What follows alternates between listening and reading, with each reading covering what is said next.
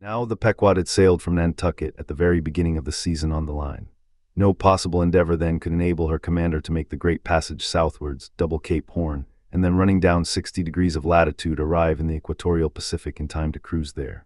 Therefore, he must wait for the next ensuing season.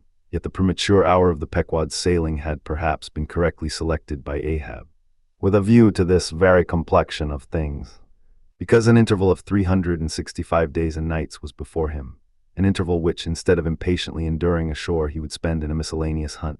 If by chance the white whale, spending his vacation in seas far remote from his periodical feeding grounds, should turn up his wrinkled brow off the Persian Gulf, or in the Bengal Bay or China Seas, or in any other waters haunted by his race, so that monsoons, pampas, nor'westers, harmatins, trades, any wind but the Levanter and Simoon, might blow Moby-Dick into the devious zigzag world circle of the Pequod's circumnavigating wake. But granting all this, yet regarded discreetly and coolly, seems it not but a mad idea this, that in the broad boundless ocean one solitary whale, even if encountered, should be thought capable of individual recognition from his hunter, even as a white-bearded mufti in the thronged thoroughfares of Constantinople. Yes, for the peculiar snow-white brow of Moby-Dick and his snow-white hump could not but be unmistakable, and have I not tallied the whale? Ahab would mutter to himself, as after poring over his charts till long after midnight, he would throw himself back in reveries. Tallied him, and shall he escape? His broad fins are bored and scalloped out like a lost sheep's ear. And here his mad mind would run on in a breathless race, till a weariness and faintness of pondering came over him, and in the open air of the deck he would seek to recover his strength.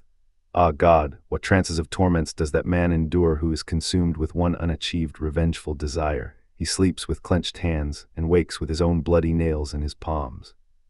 Often when forced from his hammock by exhausting and intolerably vivid dreams of the night, which, resuming his own intense thoughts through the day, carried them on amid a clashing of frenzies, and whirled them round and round and round in his blazing brain, till the very throbbing of his life-spot became insufferable anguish. And when, as was sometimes the case, these spiritual throes in him heaved his being up from its base, and a chasm seemed opening in him, from which forked flames and lightnings shot up, and accursed fiends beckoned him to leap down among them, when this hell in himself yawned beneath him, a wild cry would be heard through the ship, and with glaring eyes Ahab would burst from his state-room, as though escaping from a bed that was on fire.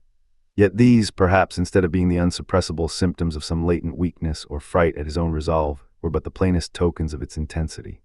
For at such times crazy Ahab, the scheming, unappeasedly steadfast hunter of the white whale, this Ahab that had gone to his hammock, was not the agent that so caused him to burst from it in horror again. The latter was the eternal, living principle or soul in him, and in sleep, being for the time dissociated from the characterizing mind, which at other times employed it for its outer vehicle or agent, it spontaneously sought escape from the scorching contiguity of the frantic thing, of which, for the time, it was no longer an integral. But as the mind does not exist unless linked with the soul, therefore it must have been that, in Ahab's case, yielding up all his thoughts and fancies to his one supreme purpose, that purpose, by its own sheer inverity of will, forced itself against gods and devils into a kind of self-assumed independent being of its own. Nay, could grimly live and burn, while the common vitality to which it was conjoined fled horror-stricken from the unbidden and unfathered birth. Therefore, the tormented spirit that glared out of bodily eyes when what seemed Ahab rushed from his room was for the time but a vacated thing, a formless somnambulistic being, a ray of living light to be sure, but without an object to color, and therefore a blankness in itself. God help thee, old man, thy thoughts have created a creature in thee, and he whose intense thinking thus makes him a Prometheus. A vulture feeds upon that heart forever, that vulture the very creature he creates. Chapter 45, The Affidavit. So far as what there may be of a narrative in this book, and indeed as indirectly touching one or two very interesting and curious particulars in the habits of sperm whales, the foregoing chapter in its earlier part is as important a one as will be found in this volume. But the leading matter of it requires to be still further and more familiarly enlarged upon, in order to be adequately understood, and moreover to take away any incredulity which a profound ignorance of the entire subject may induce in some minds, as to the natural verity of the main points of this affair. I care not to perform this part of my task methodically, but shall be content to produce the desired impression by separate citations of items, practically or reliably known to me as a whaleman, and from these citations, I take it the conclusion aimed at will naturally follow of itself. First, I have personally known 3 instances where a whale, after receiving a harpoon, has effected a complete escape, and after an interval in one instance of 3 years, has been again struck by the same hand and slain when the two irons, both marked by the same private cipher, have been taken from the body. In the instance where 3 years intervened between the flinging of the two harpoons, and I think it may have been something more than that, the man who darted them happening, in the interval, to go in a trading ship on a voyage to Africa, went ashore there, joined a discovery party, and penetrated far into the interior, where he traveled for a period of nearly 2 years, often endangered by serpents, savages, tigers, poisonous miasmas, with all the other common perils incident to wandering in the heart of unknown regions. Meanwhile, the whale he had struck must also have been on its travels. No doubt it had thrice circumnavigated the globe, brushing with its flanks all the coasts of Africa, but to no purpose. This man and this whale again came together, and the one vanquished the other. I say I myself have known 3 instances similar to this. That is, in 2 of them I saw the whale struck, and upon the second attack saw the 2 irons with the respective marks cut in them, afterwards taken from the dead fish. In the 3-year instance, it so fell out that I was in the boat both times, first and the last time distinctly recognized a peculiar sort of huge mole under the whale's eye, which I had observed there 3 years previous. I say 3 years, but I am pretty sure it was more than that. Here are 3 instances, then, which I personally know the truth of, but I have heard of many other instances from persons whose veracity in the matter there is no good ground to impeach.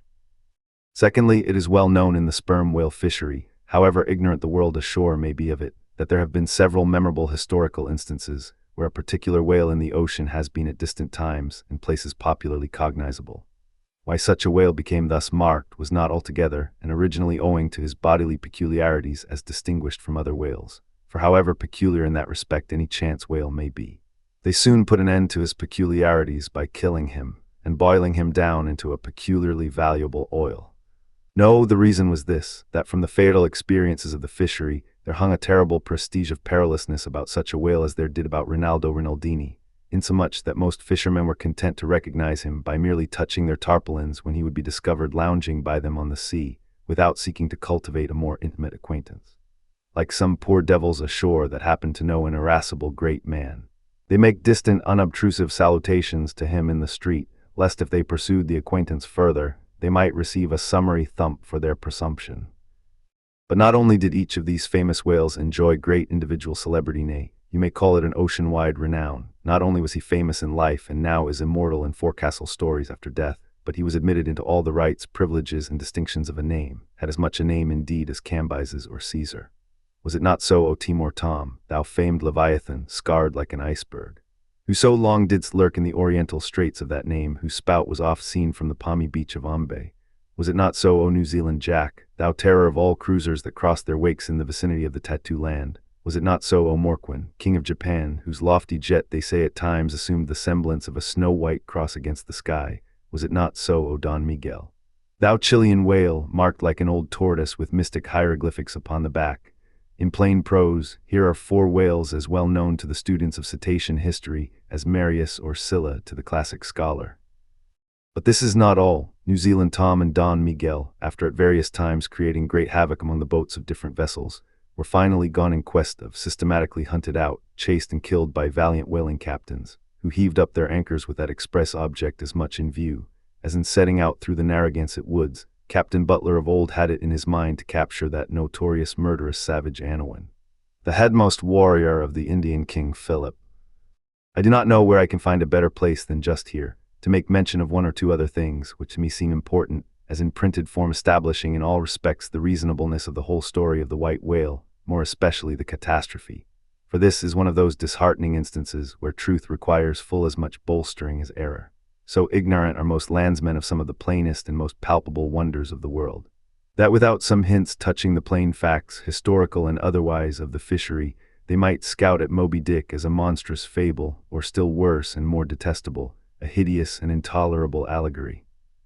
First, though most men have some vague flitting ideas of the general perils of the grand fishery, yet they have nothing like a fixed, vivid conception of those perils and the frequency with which they recur. One reason, perhaps, is that not 1 in 50 of the actual disasters and deaths by casualties in the fishery ever finds a public record at home, however transient, and immediately forgotten that record. You suppose that that poor fellow there, who this moment perhaps caught by the whale line off the coast of New Guinea, is being carried down to the bottom of the sea by the sounding Leviathan, do you Suppose that that poor fellow's name will appear in the newspaper obituary you will read tomorrow at your breakfast. No, because the mails are very irregular between here and New Guinea. In fact, did you ever hear what might be called regular news direct or indirect from New Guinea? Yet I tell you that upon one particular voyage which I made to the Pacific, among many others we spoke 30 different ships, every one of which had had a death by a whale, some of them more than one, and 3 that had each lost a boat's crew. For God's sake, be economical with your lamps and candles, not a gallon you burn. But at least 1 drop of man's blood was spilled for it. Secondly, people ashore have indeed some indefinite idea that a whale is an enormous creature of enormous power, but I have ever found that when narrating to them some specific example of this twofold enormousness, they have significantly complimented me upon my facetiousness. When I declare upon my soul, I had no more idea of being facetious than Moses, when he wrote the history of the plagues of Egypt. But fortunately, the special point I here seek can be established upon testimony entirely independent of my own. That point is this: the sperm whale is in some cases sufficiently powerful, knowing, and judiciously malicious, as with direct aforethought to stave in, utterly destroy, and sink a large ship, and what is more, the sperm whale has done it. First, in the year 1820, the ship Essex, Captain Pollard of Nantucket, was cruising in the Pacific Ocean. One day she saw spouts, lowered her boats, and gave chase to a shoal of sperm whales. Ere long, several of the whales were wounded, when suddenly a very large whale escaping from the boats issued from the shoal and bore directly down upon the ship. Dashing his forehead against her hull, he so stove her in that in less than 10 minutes she settled down and fell over. Not a surviving plank of her has been seen since. After the severest exposure, part of the crew reached the land in their boats. Being returned home at last, Captain Pollard once more sailed for the Pacific in command of another ship, but the gods shipwrecked him again upon unknown rocks and breakers. For the second time his ship was utterly lost, and forthwith forswearing the sea, he has never tempted it since. At this day Captain Pollard is a resident of Nantucket. I have seen Owen Chase, who was chief mate of the Essex at the time of the tragedy. I have read his plain and faithful narrative. I have conversed with his son, and all this within a few miles of the scene of the catastrophe. Asterisk. The following are extracts from Chase's narrative. Every fact seemed to warrant me in concluding that it was anything but chance which directed his operations. He made 2 several attacks upon the ship, at a short interval between them, both of which, according to their direction, were calculated to do us the most injury by being made ahead, and thereby combining the speed of the 2 objects for the shock, to effect which. The exact maneuvers which he made were necessary. His aspect was most horrible, and such as indicated resentment and fury. He came directly from the shoal which we had just before entered, and in which we had struck 3 of his companions, as if fired with revenge for their sufferings. Again, at all events, the whole circumstances taken together, all happening before my own eyes, and producing at the time impressions in my mind of decided, calculating mischief, on the part of the whale, many of which impressions I cannot now recall, induce me to be satisfied that I am correct in my opinion. Here are his reflections some time after quitting the ship, during a black night in an open boat, when almost despairing of reaching any hospitable shore. The dark ocean and swelling waters were nothing. The fears of being swallowed up by some dreadful tempest or dashed upon hidden rocks, with all the other ordinary subjects of fearful contemplation, seemed scarcely entitled to a moment's thought. The dismal-looking wreck and the horrid aspect and revenge of the whale wholly engrossed my reflections, until day again made its appearance. In another place, p. 45, he speaks of the mysterious and mortal attack of the animal. Secondly, the ship Union, also of Nantucket, was in the year 1807 totally lost off the Azores by a similar onset, but the authentic particulars of this catastrophe I have never chanced to encounter, though from the whale hunters I have now and then heard casual allusions to it. Thirdly, some 18 or 20 years ago, Commodore J., then commanding an American sloop of war of the first class, happened to be dining with a party of whaling captains on board a Nantucket ship in the harbor of Oahu, Sandwich Islands. Conversation turning upon whales, the Commodore was pleased to be skeptical touching the amazing strength ascribed to them by the professional gentlemen present. He peremptorily denied, for example, that any whale could so smite his stout sloop of war as to cause her to leak so much as a thimbleful. Very good, but there is more coming. Some weeks after, the Commodore set sail in this impregnable craft for Valparaiso, but he was stopped on the way by a portly sperm whale that begged a few moments' confidential business with him. That business consisted in fetching the Commodore's craft such a thwack that with all his pumps going he made straight for the nearest port to heave down and repair. I am not superstitious, but I consider the Commodore's interview with that whale as providential. Was not Saul of Tarsus converted from unbelief by a similar fright? I tell you, the sperm whale will stand no nonsense. I will now refer you to Langsdorff's voyages for a little circumstance in point, peculiarly interesting to the writer hereof. Langsdorff, you must know, by the way, was attached to the Russian Admiral Krusenstern's famous discovery expedition in the beginning of the present century. Captain Langsdorff thus begins his 17th chapter. By the 13th of May our ship was ready to sail, and the next day we were out in the open sea on our way to Ochotsk. The weather was very clear and fine, but so intolerably cold that we were obliged to keep on our fur clothing. For some days we had very little wind. It was not till the 19th that a brisk gale from the northwest sprang up. An uncommon large whale, the body of which was larger than the ship itself, lay almost at the surface of the water, but was not perceived by anyone on board till the moment when the ship, which was in full sail, was almost upon him, so that it was impossible to prevent its striking against him. We were thus placed in the most imminent danger, as this gigantic creature, setting up its back, raised the ship 3 feet at least out of the water. The masts reeled and the sails fell altogether, while we who were below all sprang instantly upon the deck, concluding that we had struck upon some rock. Instead of this, we saw the monster sailing off with the utmost gravity and solemnity. Captain de Wolf applied immediately to the pumps to examine whether or not the vessel had received any damage from the shock, but we found that very happily it had escaped entirely uninjured. Now the Captain de Wolf here alluded to as commanding the ship in question is a New Englander who, after a long life of unusual adventures as a sea captain, this day resides in the village of Dorchester near Boston.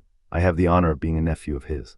I have particularly questioned him concerning this passage in Langsdorff. He substantiates every word. The ship, however, was by no means a large one, a Russian craft built on the Siberian coast, and purchased by my uncle after bartering away the vessel in which he sailed from home. In that up-and-down manly book of old-fashioned adventure, so full, too, of honest wonders, The Voyage of Lionel Wafer, one of Ancient Dampier's old chums, I found a little matter set down so like that just quoted from Langsdorff, that I cannot forbear inserting it here for a corroborative example, if such be needed. Lionel, it seems, was on his way to John Ferdinando, as he calls the modern Juan Fernandez. In our way thither, he says, about 4 o'clock in the morning, when we were about 150 leagues from the main of America, our ship felt a terrible shock, which put our men in such consternation that they could hardly tell where they were or what to think, but everyone began to prepare for death, and indeed the shock was so sudden and violent that we took it for granted the ship had struck against a rock, but when the amazement was a little over, we cast the lead and sounded but found no ground.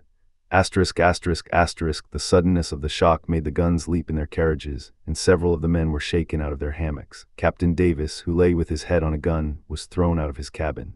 Lionel then goes on to impute the shock to an earthquake, and seems to substantiate the imputation by stating that a great earthquake, somewhere about that time, did actually do great mischief along the Spanish land.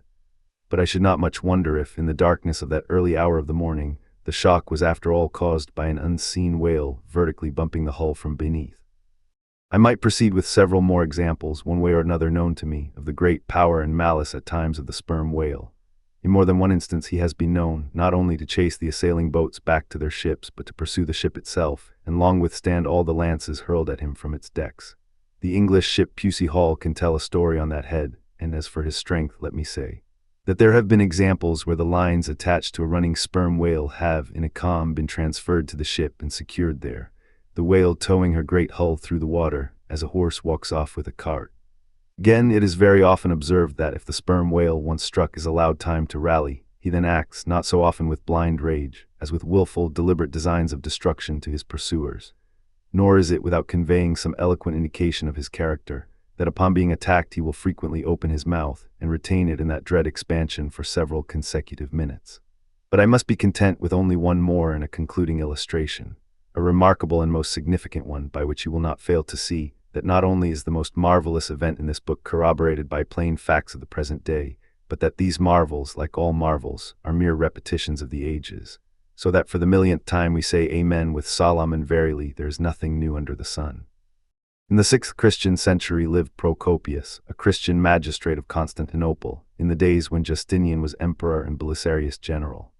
As many know, he wrote the history of his own times, a work every way of uncommon value. By the best authorities, he has always been considered a most trustworthy and unexaggerating historian, except in some one or two particulars, not at all affecting the matter presently to be mentioned.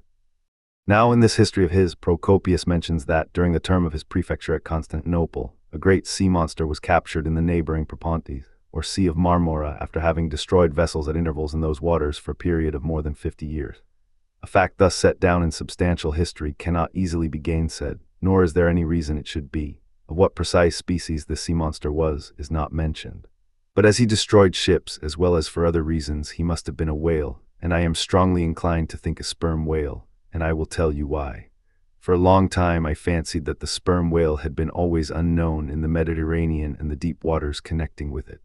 Even now I am certain that those seas are not, and perhaps never can be in the present constitution of things, a place for his habitual gregarious resort.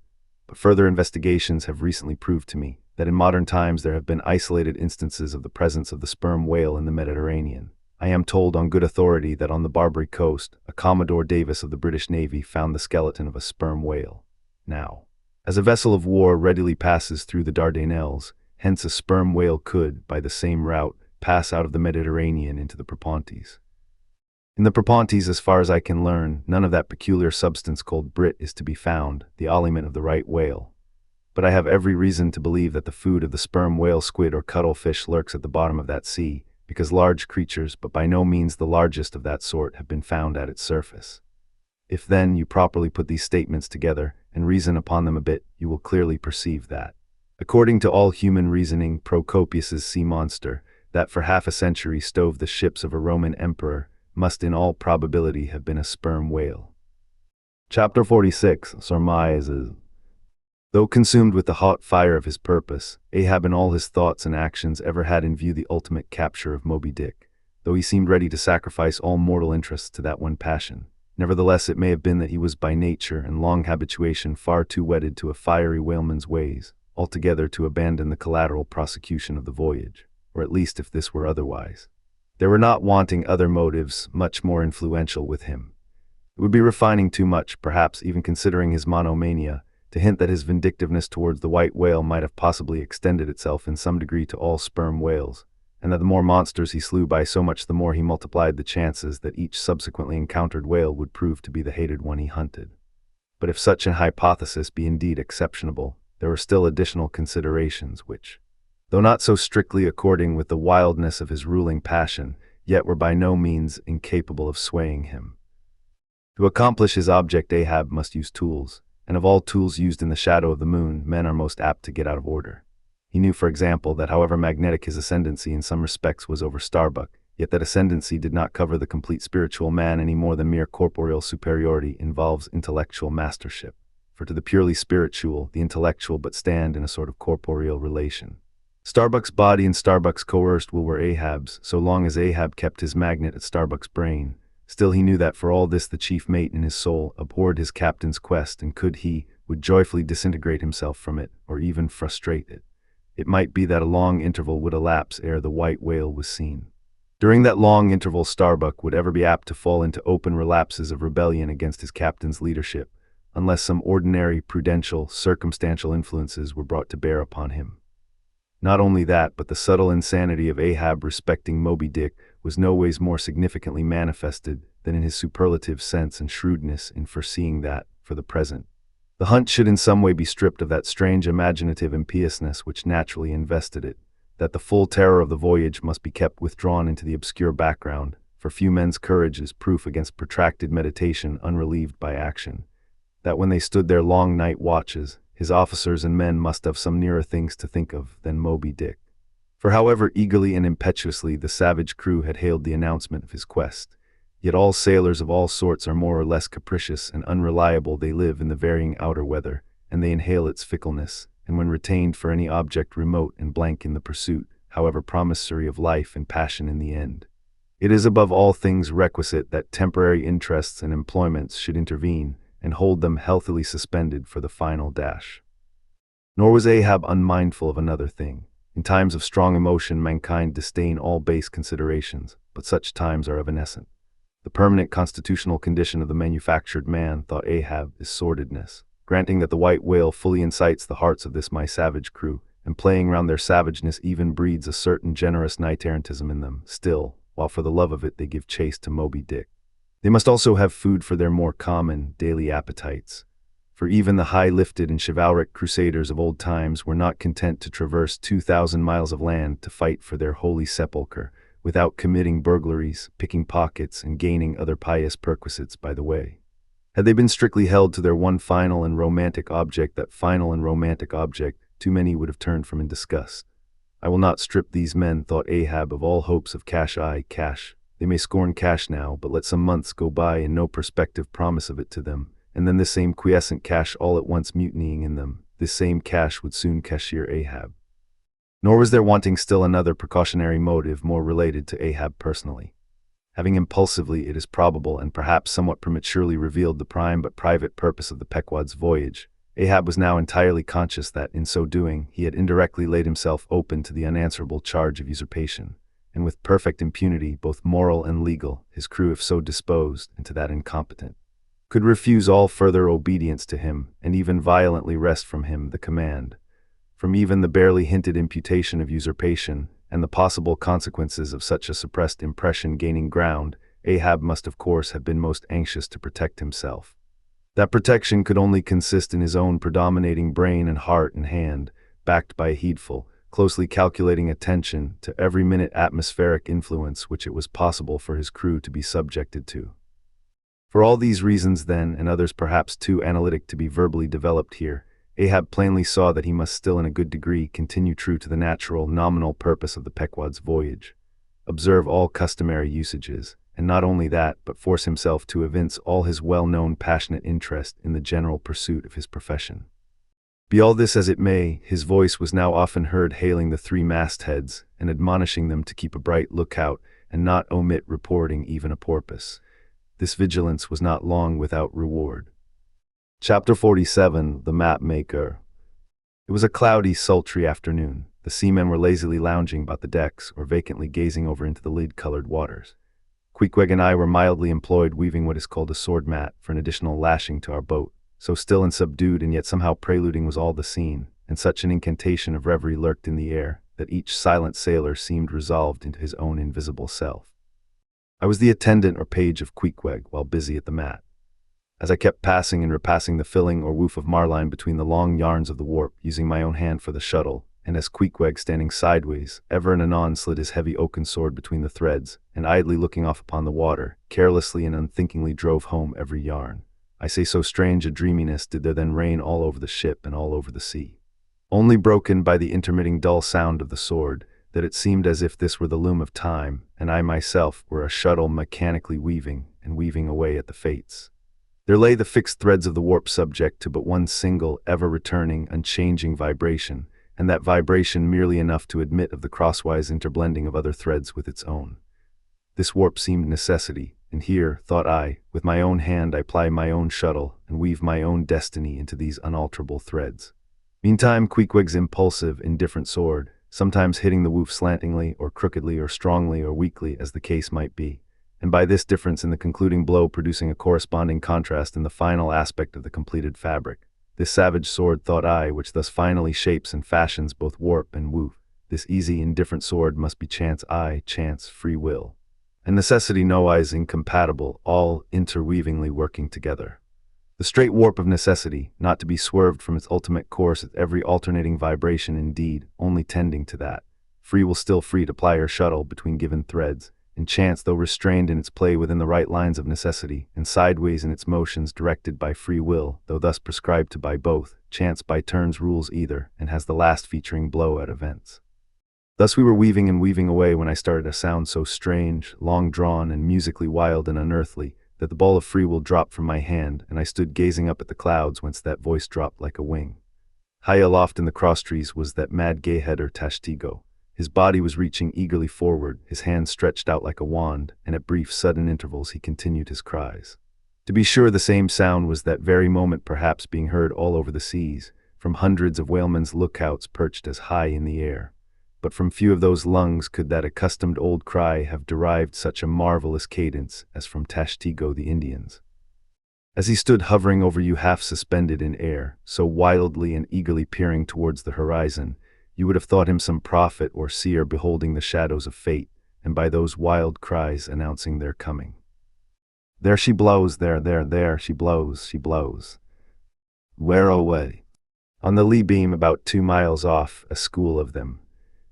Instantly all was commotion. The sperm whale blows as a clock ticks, with the same undeviating and reliable uniformity, and thereby whalemen distinguish this fish from other tribes of his genus.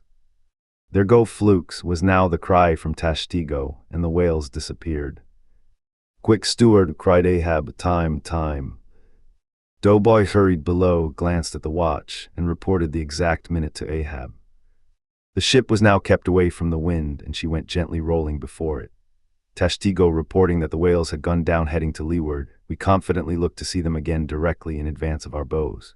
For that singular craft at times evinced by the sperm whale when, sounding with his head in one direction, he nevertheless, while concealed beneath the surface, mills round, and swiftly swims off in the opposite quarter, this deceitfulness of his could not now be in action, for there was no reason to suppose that the fish seen by Tashtego had been in any way alarmed, or indeed knew at all of our vicinity. One of the men selected for shipkeepers, that is, those not appointed to the boats, by this time relieved the Indian at the mainmast head. The sailors at the fore and mizzen had come down, the line tubs were fixed in their places, the cranes were thrust out, the mainyard was backed, and the three boats swung over the sea like three samphire baskets over high cliffs. Outside of the bulwarks their eager crews with one hand clung to the rail, while one foot was expectantly poised on the gunwale. So looked the long line of man-of-war's men about to throw themselves on board an enemy's ship. But at this critical instant, a sudden exclamation was heard that took every eye from the whale. With a start all glared at dark Ahab, who was surrounded by 5 dusky phantoms that seemed fresh formed out of air. Chapter 48, The First Lowering. The phantoms, for so they then seemed, were flitting on the other side of the deck, and with a noiseless celerity, were casting loose the tackles and bands of the boat which swung there. This boat had always been deemed one of the spare boats, though technically called the captain's, on account of its hanging from the starboard quarter. The figure that now stood by its bows was tall and swart, with one white tooth evilly protruding from its steel-like lips. A rumpled Chinese jacket of black cotton funereally invested him, with wide black trousers of the same dark stuff. But strangely crowning this ebonness was a glistening white-plaited turban, the living hair braided and coiled round and round upon his head. Less swart in aspect, the companions of this figure were of that vivid, tiger-yellow complexion peculiar to some of the aboriginal natives of the Manilas, a race notorious for a certain diabolism of subtlety, and by some honest white mariners supposed to be the paid spies and secret confidential agents on the water of the devil, their lord, whose counting-room they supposed to be elsewhere. While yet the wondering ship's company were gazing upon these strangers, Ahab cried out to the white-turbaned old man at their head, "All ready there, Fedella." "Ready," was the half-hissed reply. "Lower away then, d'ye hear?" shouting across the deck. "Lower away there, I say." Such was the thunder of his voice that, spite of their amazement, the men sprang over the rail. The sheaves whirled round in the blocks. With a wallow the 3 boats dropped into the sea, while with a dexterous, off-handed daring, unknown in any other vocation, the sailors, goat-like, leaped down the rolling ship's side into the tossed boats below.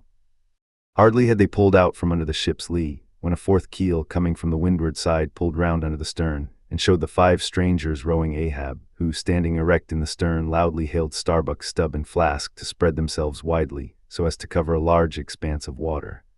But with all their eyes again riveted upon the swart Fedella and his crew, the inmates of the other boats obeyed not the command. "Captain Ahab," said Starbuck. "Spread yourselves," cried Ahab. "Give way, all 4 boats. Thou, Flask, pull out more to leeward." "Aye, aye, sir," cheerily cried little King Post, sweeping round his great steering oar. "Lay back," addressing his crew. There again, there she blows right ahead, boys, lay back." "Never heard yonder yellow boys, Archie." "Oh, I don't mind 'em, sir," said Archie. "I knew it all before now. Didn't I hear 'em in the hold, and didn't I tell Cabaco hear of it? What say ye, Cabaco? They are stowaways, Mr. Flask." "Pull, pull, my fine hearts alive, pull, my children, pull, my little ones," drawlingly and soothingly sighed Stubb to his crew, some of whom still showed signs of uneasiness. "Why don't you break your backbones, my boys? What is it you stare at? Those chaps in yonder boat? Tut, they are only 5 more hands come to help us, never mind from where, the more the merrier. Pull then, do pull, never mind, the brimstone devils are good fellows enough. So, there you are now. That's the stroke for £1,000, that's the stroke to sweep the stakes. Hurrah for the gold cup of sperm oil, my heroes. 3 cheers, men, all hearts alive. Easy, easy, don't be in a hurry, don't be in a hurry. Why don't you snap your oars, you rascals? Bite something, you dogs. So then, softly, softly. That's it, long and strong. Give way there, give way, the devil fetch ye, ye ragamuffin rapscallions, ye are all asleep. Stop snoring, ye sleepers, and pull. Pull will ye, pull can't ye, pull won't ye. Why in the name of gudgeons and ginger cakes don't ye pull? Pull and break something, pull and start your eyes out, here. Whipping out the sharp knife from his girdle, every mother's son of ye draw his knife and pull with the blade between his teeth. That's it, now ye do something. That looks like it, my steel bits. Starter, my silver spoons. Starter, marling spikes. Stubbs' exordium to his crew is given here at large, because he had rather a peculiar way of talking to them in general, and especially in inculcating the religion of rowing. But you must not suppose from this specimen of his sermonizings that he ever flew into downright passions with his congregation. Not at all, and therein consisted his chief peculiarity. He would say the most terrific things to his crew, in a tone so strangely compounded of fun and fury. And the fury seemed so calculated merely as a spice to the fun, that no oarsman could hear such queer invocations without pulling for dear life, and yet pulling for the mere joke of the thing. Besides, he all the time looked so easy and indolent himself, so loungingly managed his steering oar, and so broadly gaped open-mouthed at times that the mere sight of such a yawning commander, by sheer force of contrast, acted like a charm upon the crew. Then again, Stubb was one of those odd sort of humorists, whose jollity is sometimes so curiously ambiguous as to put all inferiors on their guard in the matter of obeying them. In obedience to a sign from Ahab, Starbuck was now pulling obliquely across Stubb's bow, and when for a minute or so the two boats were pretty near to each other, Stubb hailed the mate. "Mr. Starbuck, larboard boat there, ahoy, a word with ye, sir, if ye please." "Halloa," returned Starbuck, turning round not a single inch as he spoke, still earnestly but whisperingly urging his crew, his face set like a flint from Stubb's. "What think ye of those yellow boys, sir? Smuggled on board somehow before the ship sailed. Strong boys," in a whisper to his crew, then speaking out loud again. "A sad business, Mr. Stubb, seeth her, my lads. But never mind, Mr. Stubb, all for the best. Let all your crew pull strong, come what will. Bring, my men, spring. There's hogsheads of sperm ahead, Mr. Stubb, and that's what ye came for. Pull, my boys, sperm's the play. This at least is duty. Duty and profit hand in hand." Aye, I thought as much," soliloquized Stubb when the boats diverged. "As soon as I clapped eye on him, I thought so. Aye, and that's what he went into the after hold for so often, as Doughboy long suspected. They were hidden down there, the white whale's at the bottom of it. Well, so be it, can't be helped, all right. Give way, men, it ain't the white whale today, give way." Now the advent of these outlandish strangers at such a critical instant as the lowering of the boats from the deck, this had not unreasonably awakened a sort of superstitious amazement in some of the ship's company. But Archwise fancied discovery having some time previous got abroad among them, though indeed not credited then, this had in some small measure prepared them for the event. It took off the extreme edge of their wonder. And so what with all this and Stubb's confident way of accounting for their appearance, they were for the time freed from superstitious surmisings, though the affair still left abundant room for all manner of wild conjectures as to dark Ahab's precise agency in the matter from the beginning. For me, I silently recalled the mysterious shadows I had seen creeping on board the Pequod during the dim Nantucket dawn, as well as the enigmatical hintings of the unaccountable Elijah. Meantime, Ahab, out of hearing of his officers, having sighted the furthest to windward, was still ranging ahead of the other boats, a circumstance bespeaking how potent a crew was pulling him. Those tiger-yellow creatures of his seemed all steel and whalebone. Like 5 trip-hammers they rose and fell with regular strokes of strength, which periodically started the boat along the water like a horizontal burst boiler out of a Mississippi steamer. As for Fedallah, who was seen pulling the harpooner oar, he had thrown aside his black jacket and displayed his naked chest with the whole part of his body above the gunwale, clearly cut against the alternating depressions of the watery horizon, while at the other end of the boat Ahab, with one arm like a fencer's, thrown half backward into the air, as if to counterbalance any tendency to trip. Ahab was seen steadily managing his steering oar as in 1,000 boat lowerings ere the white whale had torn him. All at once the outstretched arm gave a peculiar motion and then remained fixed, while the boat's 5 oars were seen simultaneously peaked. Boat and crew sat motionless on the sea. Instantly the 3 spread boats in the rear paused on their way. The whales had irregularly settled bodily down into the blue, thus giving no distantly discernible token of the movement, though from his closer vicinity Ahab had observed it. "Every man look out along his oars," cried Starbuck. "Thou, Queequeg, stand up." Nimbly springing up in the triangular raised box in the bow, the savage stood erect there, and with intensely eager eyes gazed off towards the spot where the chase had last been descried. Likewise upon the extreme stern of the boat, where it was also triangularly platformed level with the gunwale, Starbuck himself was seen coolly and adroitly balancing himself to the jerking tossings of his chip of a craft, and silently eyeing the vast blue eye of the sea. Not very far distant Flask's boat was also lying breathlessly still, its commander recklessly standing upon the top of the loggerhead, a stout sort of post rooted in the keel and rising some 2 feet above the level of the stern platform. It is used for catching turns with the whale line. Its top is not more spacious than the palm of a man's hand, and standing upon such a base as that, Flask seemed perched at the masthead of some ship which had sunk to all but her trucks. But Little King Post was small and short, and at the same time Little King Post was full of a large and tall ambition, so that this loggerhead standpoint of his did by no means satisfy King Post. "I can't see 3 seas off, tip us up an oar there, and let me on to that." Upon this, Daggoo, with either hand upon the gunwale to steady his way, swiftly slid aft, and then erecting himself volunteered his lofty shoulders for a pedestal. "Good a masthead as any, sir, will you mount?" "That I will, and thank you very much, my fine fellow, only I wish you 50 feet taller." Whereupon, planting his feet firmly against 2 opposite planks of the boat, the gigantic Negro, stooping a little, presented his flat palm to Flask's foot, and then putting Flask's hand on his hearse-bloomed head and bidding him spring as he himself should toss, with one dexterous fling landed the little man high and dry on his shoulders. And here was Flask now standing, Daggoo with one lifted arm furnishing him with a breastband to lean against and steady himself by. At any time it is a strange sight to the tyro to see with what wondrous habitude of unconscious skill the whaleman will maintain an erect posture in his boat, even when pitched about by the most riotously perverse and cross-running seas. Still more strange to see him giddily perched upon the loggerhead itself under such circumstances. But the sight of little Flask mounted upon gigantic Daggoo was yet more curious, for sustaining himself with a cool, indifferent, easy, unthought of barbaric majesty, the noble Negro to every roll of the sea harmoniously rolled his fine form. On his broad back, flaxen-haired Flask seemed a snowflake. The bearer looked nobler than the rider. Though truly vivacious, tumultuous, ostentatious little Flask would now and then stamp with impatience, but not one added heave did he thereby give to the Negro's lordly chest. So have I seen passion and vanity stamping the living, magnanimous earth, but the earth did not alter her tides and her seasons for that. Meanwhile Stubb, the third mate, betrayed no such far-gazing solicitudes. The whales might have made one of their regular soundings, not a temporary dive from mere fright, and if that were the case, Stubb, as is wont in such cases, it seems, was resolved to solace the languishing interval with his pipe. He withdrew it from his hatband, where he always wore it aslant like a feather. He loaded it, and rammed home the loading with his thumb end. But hardly had he ignited his match across the rough sandpaper of his hand, when Tashtego, his harpooner, whose eyes had been setting to windward like 2 fixed stars, suddenly dropped like light from his erect attitude to his seat, crying out in a quick frenzy of hurry, "Down, down all, and give way. There they are."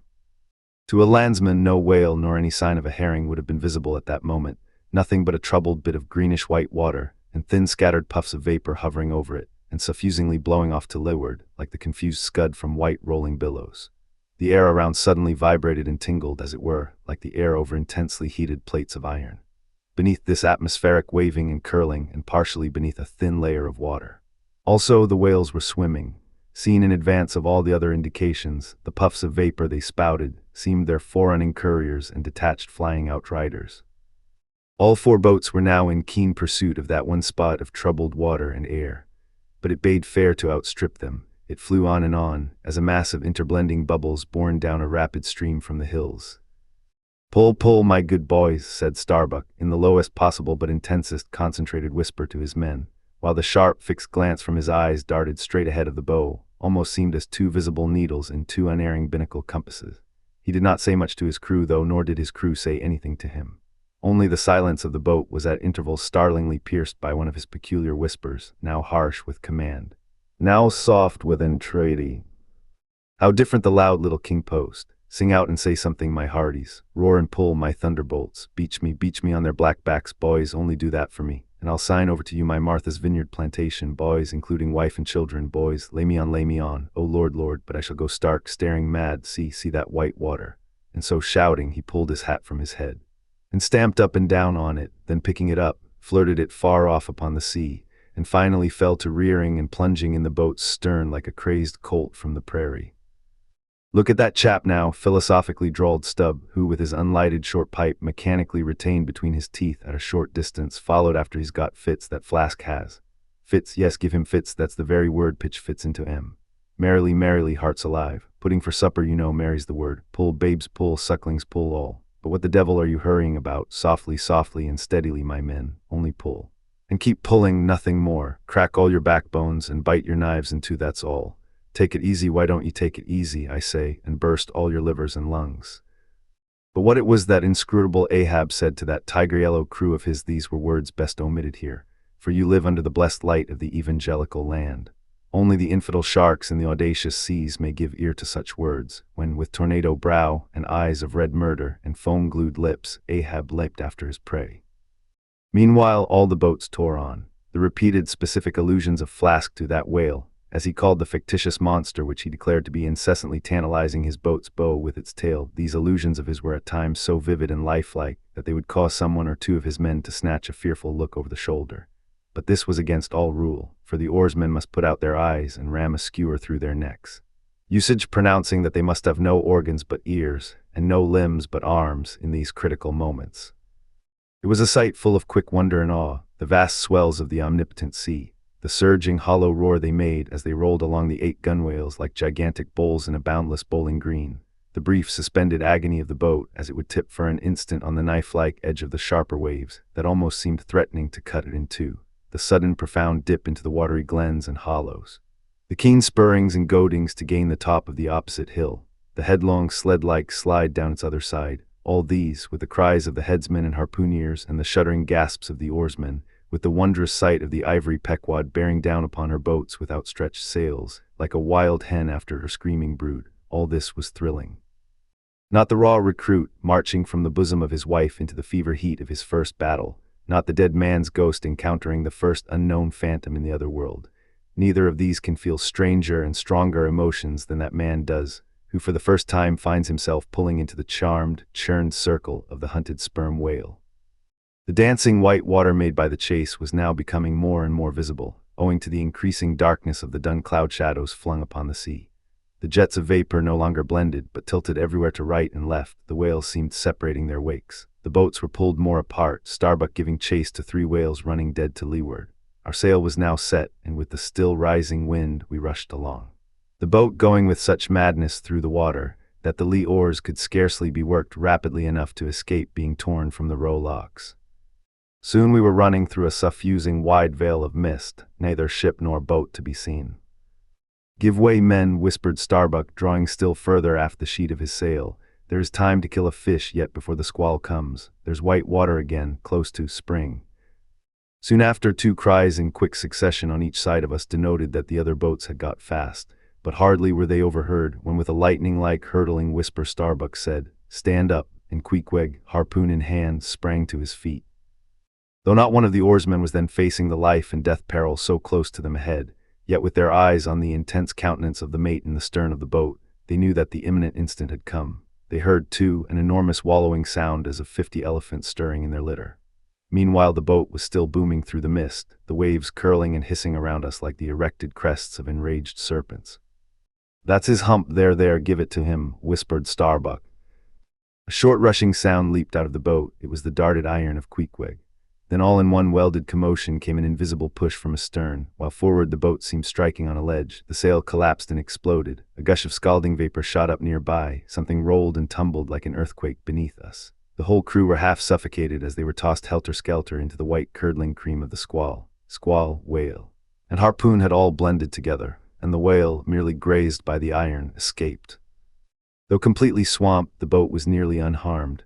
Swimming round it, we picked up the floating oars and, lashing them across the gunwale, tumbled back to our places. There we sat up to our knees in the sea, the water covering every rib and plank, so that to our downward-gazing eyes the suspended craft seemed a coral boat grown up to us from the bottom of the ocean. The wind increased to a howl, the waves dashed their bucklers together. The whole squall roared, forked, and crackled around us like a white fire upon the prairie, in which unconsumed we were burning, immortal in these jaws of death. In vain we hailed the other boats, as well roar to the live coals down the chimney of a flaming furnace as hail those boats in that storm. Meanwhile the driving scud, rack, and mist grew darker with the shadows of night. No sign of the ship could be seen. The rising sea forbade all attempts to bail out the boat. The oars were useless as propellers, performing now the office of life preservers.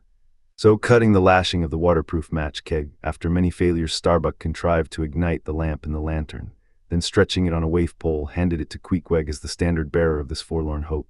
There then he sat, holding up that imbecile candle in the heart of that almighty forlornness.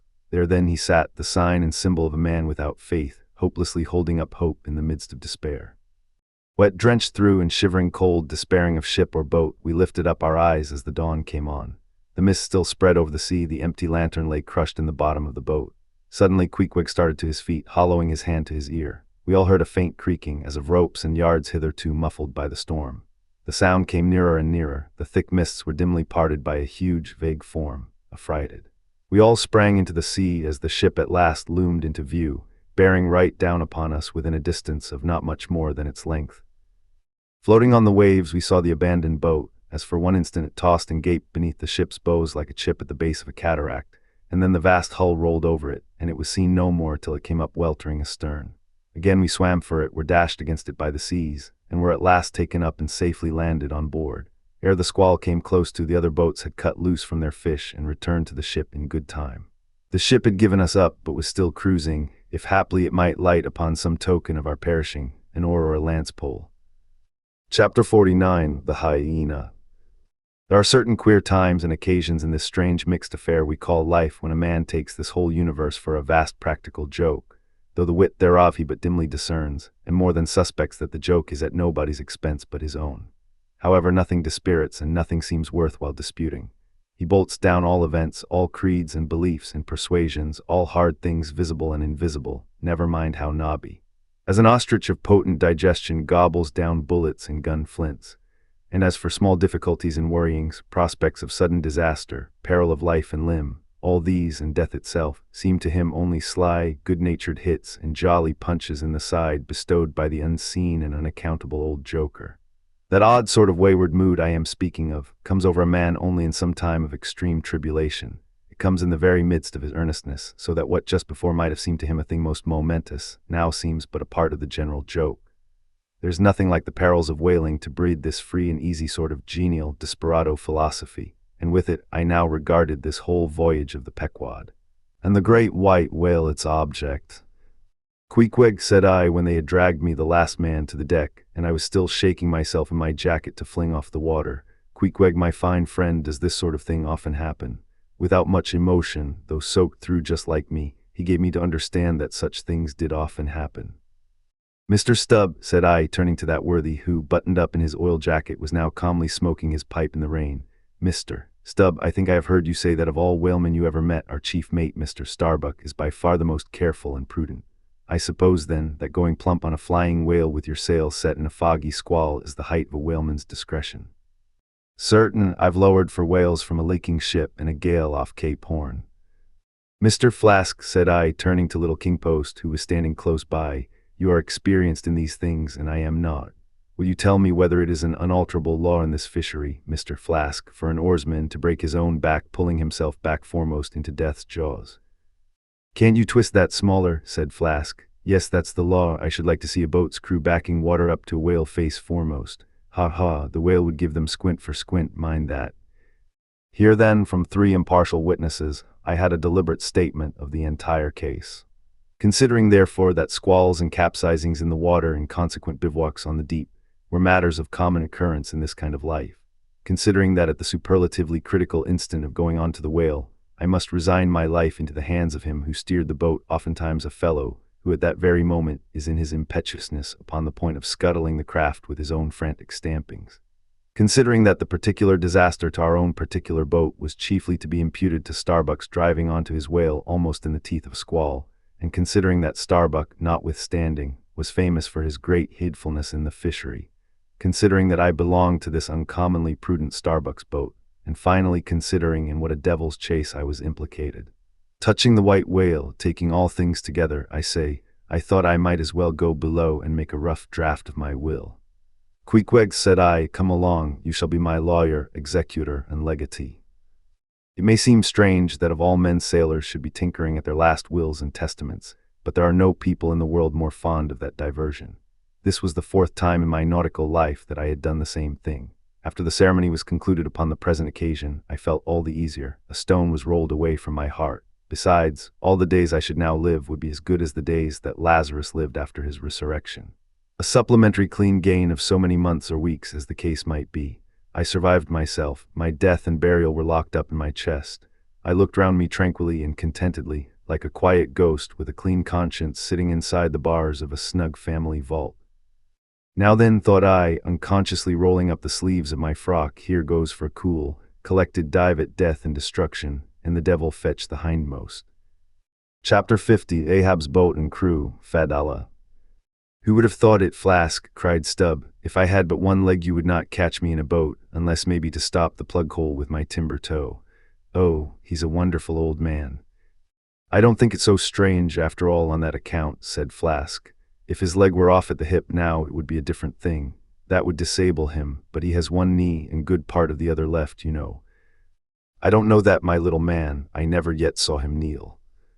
Among whale-wise people it has often been argued whether, considering the paramount importance of his life to the success of the voyage, it is right for a whaling captain to jeopardize that life in the active perils of the chase.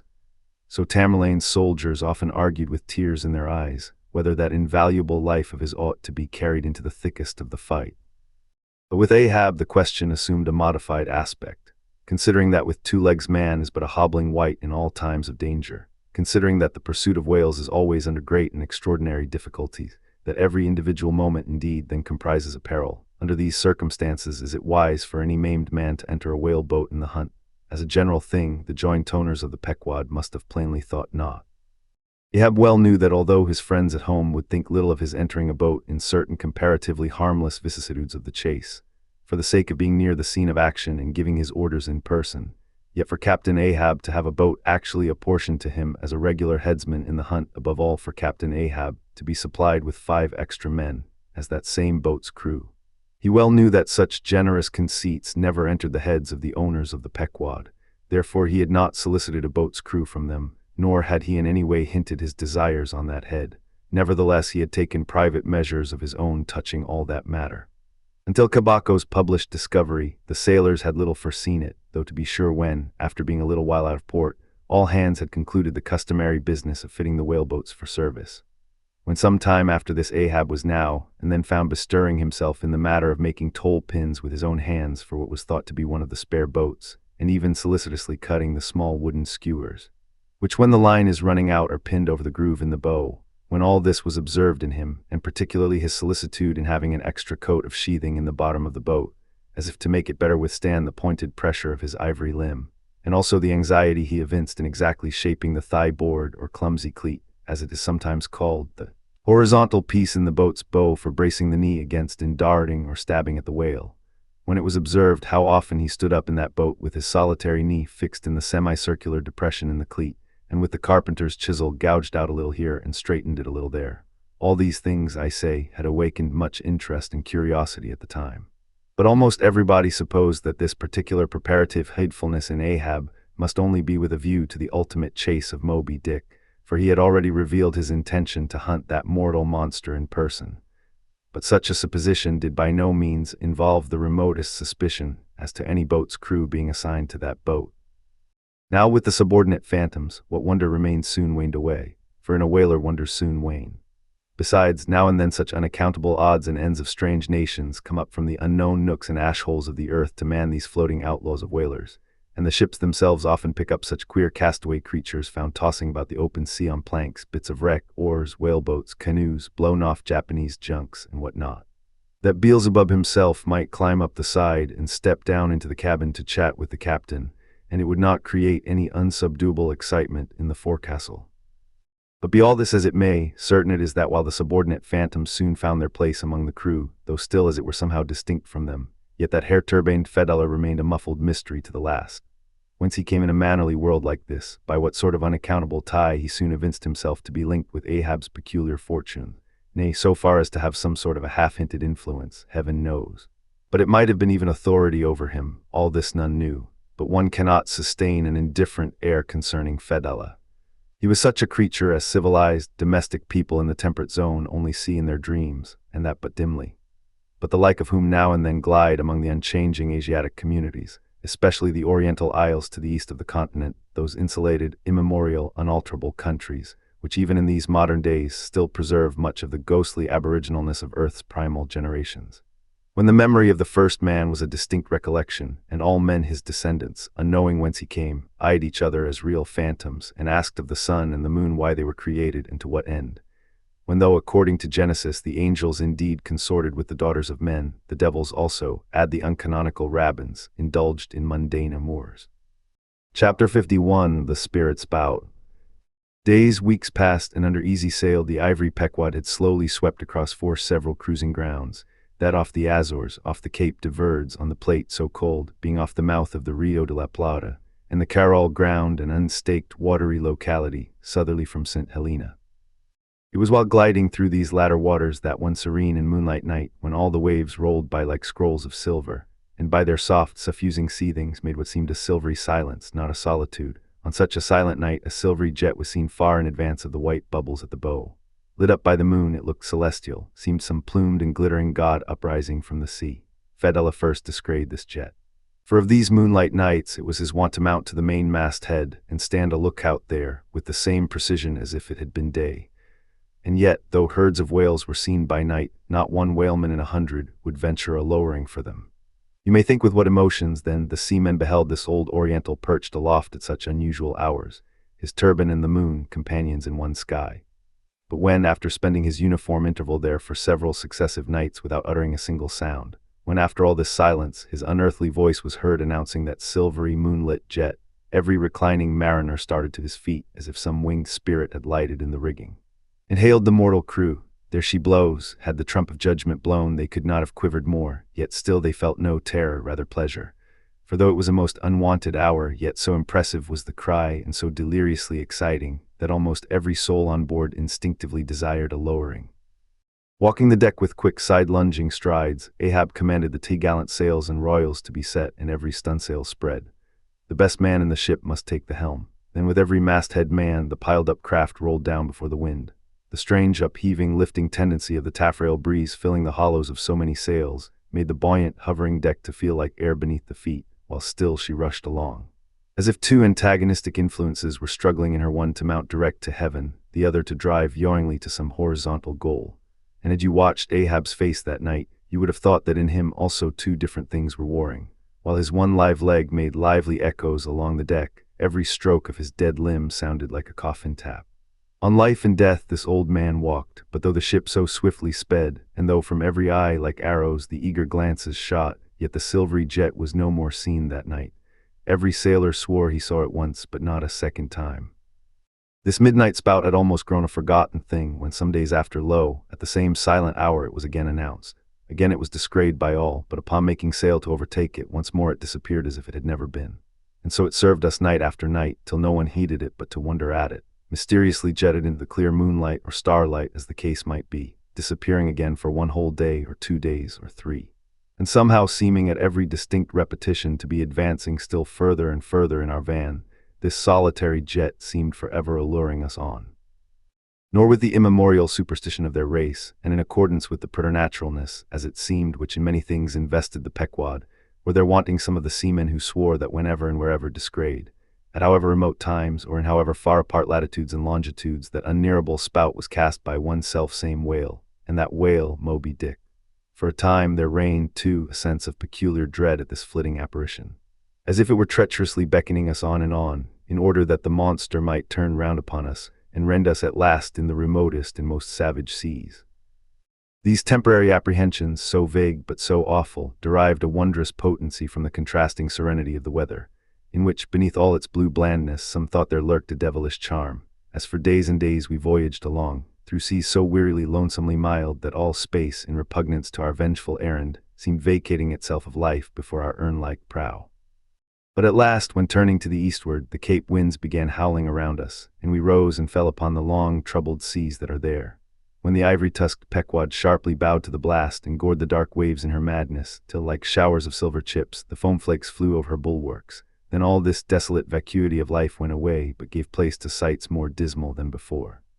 Close to our bows, strange forms in the water darted hither and thither before us, while thick in our rear flew the inscrutable sea ravens, and every morning perched on our stays rows of these birds were seen. In spite of our hootings, for a long time obstinately clung to the hemp, as though they deemed our ship some drifting, uninhabited craft, a thing appointed to desolation, and therefore fit roosting place for their homeless selves. And heaved and heaved. Still unrestingly heaved the black sea, as if its vast tides were a conscience, and the great mundane soul were in anguish and remorse for the long sin and suffering it had bred. Cape of Good Hope do they call ye, rather Cape Tormentoso as called of yore, for long allured by the perfidious silences that before had attended us, we found ourselves launched into this tormented sea, where guilty beings transformed into those fowls and these fish, seemed condemned to swim on everlastingly without any haven in store or beat that black air without any horizon. But calm, snow-white and unvarying, still directing its fountain of feathers to the sky. Still beckoning us on from before, the solitary jet would at times be descried. During all this blackness of the elements, Ahab, though assuming for the time the almost continual command of the drenched and dangerous deck, manifested the gloomiest reserve, and more seldom than ever addressed his mates. In tempestuous times like these, after everything above and aloft has been secured, nothing more can be done but passively to await the issue of the gale. Then captain and crew become practical fatalists, so with his ivory leg inserted into its accustomed hole, and with one hand firmly grasping a shroud, Ahab for hours and hours would stand gazing dead to windward, while an occasional squall of sleet or snow would all but congeal his very eyelashes together.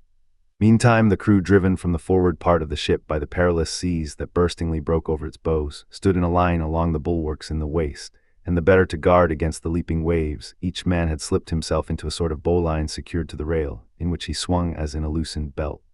Few or no words were spoken, and the silent ship, as if manned by painted sailors in wax, day after day tore on through all the swift madness and gladness of the demoniac waves. By night the same muteness of humanity before the shrieks of the ocean prevailed. Still in silence the men swung in the bowlines, still wordless Ahab stood up to the blast. Even when wearied nature seemed demanding repose, he would not seek that repose in his hammock. Never could Starbuck forget the old man's aspect, when one night going down into the cabin to mark how the barometer stood, he saw him with closed eyes sitting straight in his floor-screwed chair. The rain and half-melted sleet of the storm from which he had some time before emerged, still slowly dripping from the unremoved hat and coat. On the table beside him lay unrolled one of those charts of tides and currents which have previously been spoken of. His lantern swung from his tightly clenched hand. Though the body was erect, the head was thrown back so that the closed eyes were pointed towards the needle of the telltale that swung from a beam in the ceiling. Asterisk. The cabin compass is called the telltale, because without going to the compass at the helm, the captain, while below, can inform himself of the course of the ship. Terrible old man, thought Starbuck with a shudder, sleeping in this gale, still thou steadfastly iced thy purpose. Chapter 52, The Albatross. Southeastward from the Cape, off the distant Crozets, a good cruising ground for right whalemen, a sail loomed ahead, the gauny Albatross by name.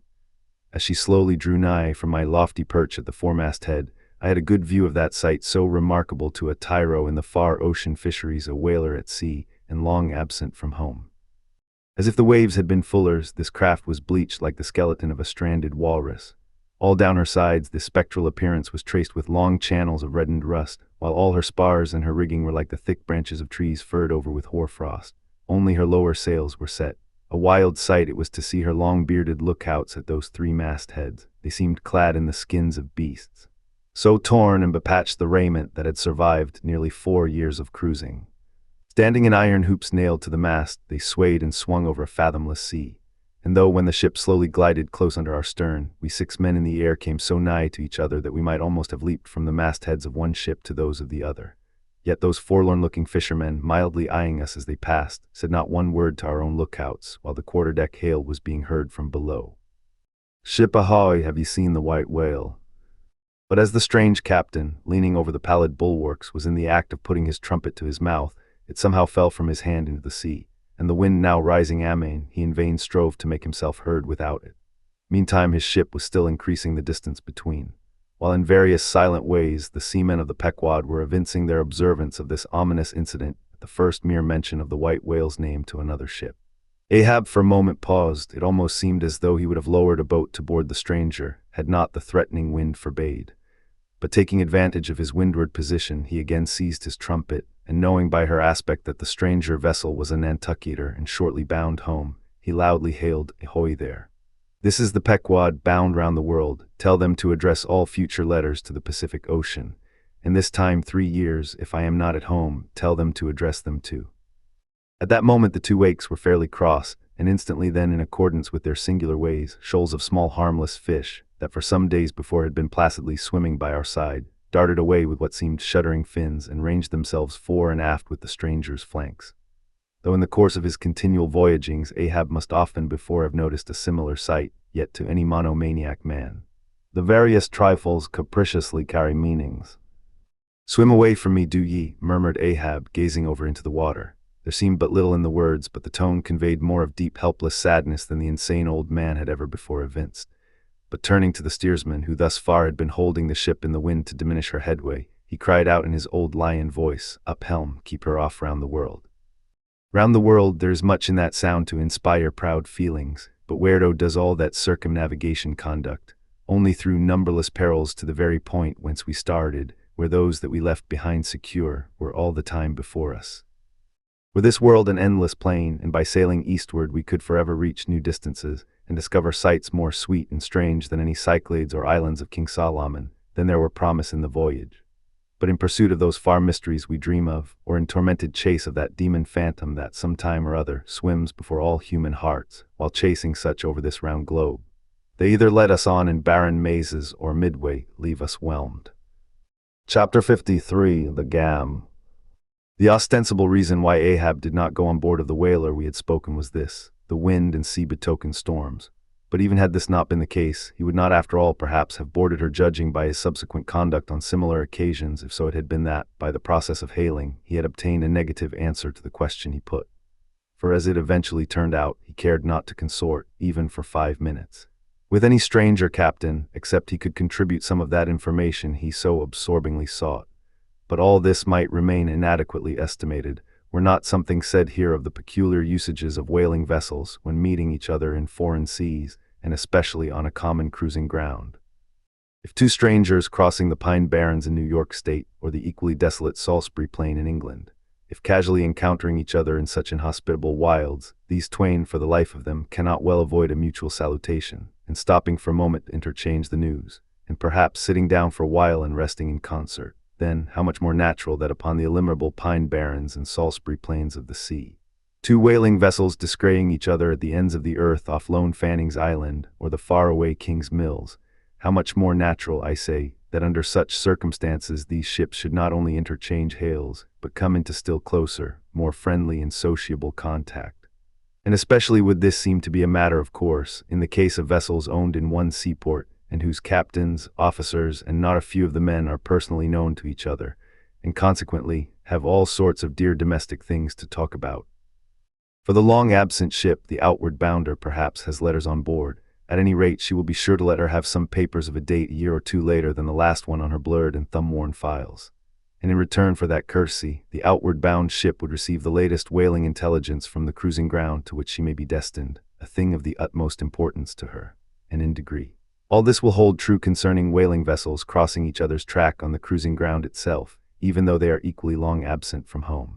For one of them may have received a transfer of letters from some third and now far remote vessel, and some of those letters may be for the people of the ship she now meets. Besides, they would exchange the whaling news and have an agreeable chat.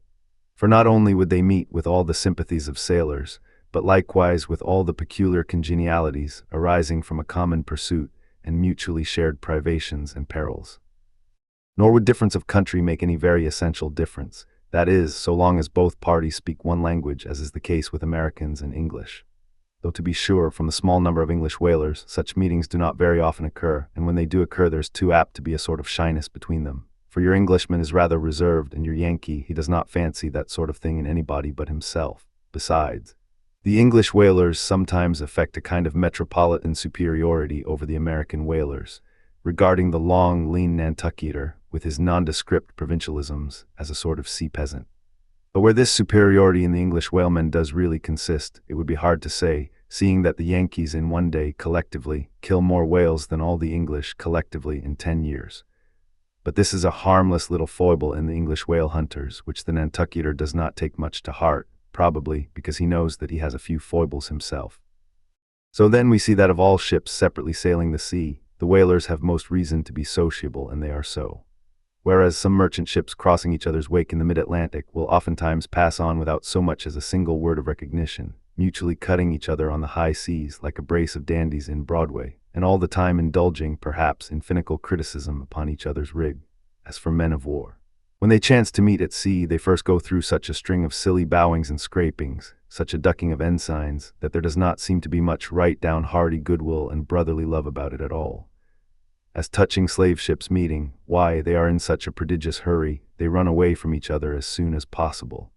And as for pirates, when they chance to cross each other's crossbones, the first hail is how many skulls, the same way that whalers hail how many barrels. And that question once answered, pirates straightway steer apart, for they are infernal villains on both sides, and don't like to see overmuch of each other's villainous likenesses.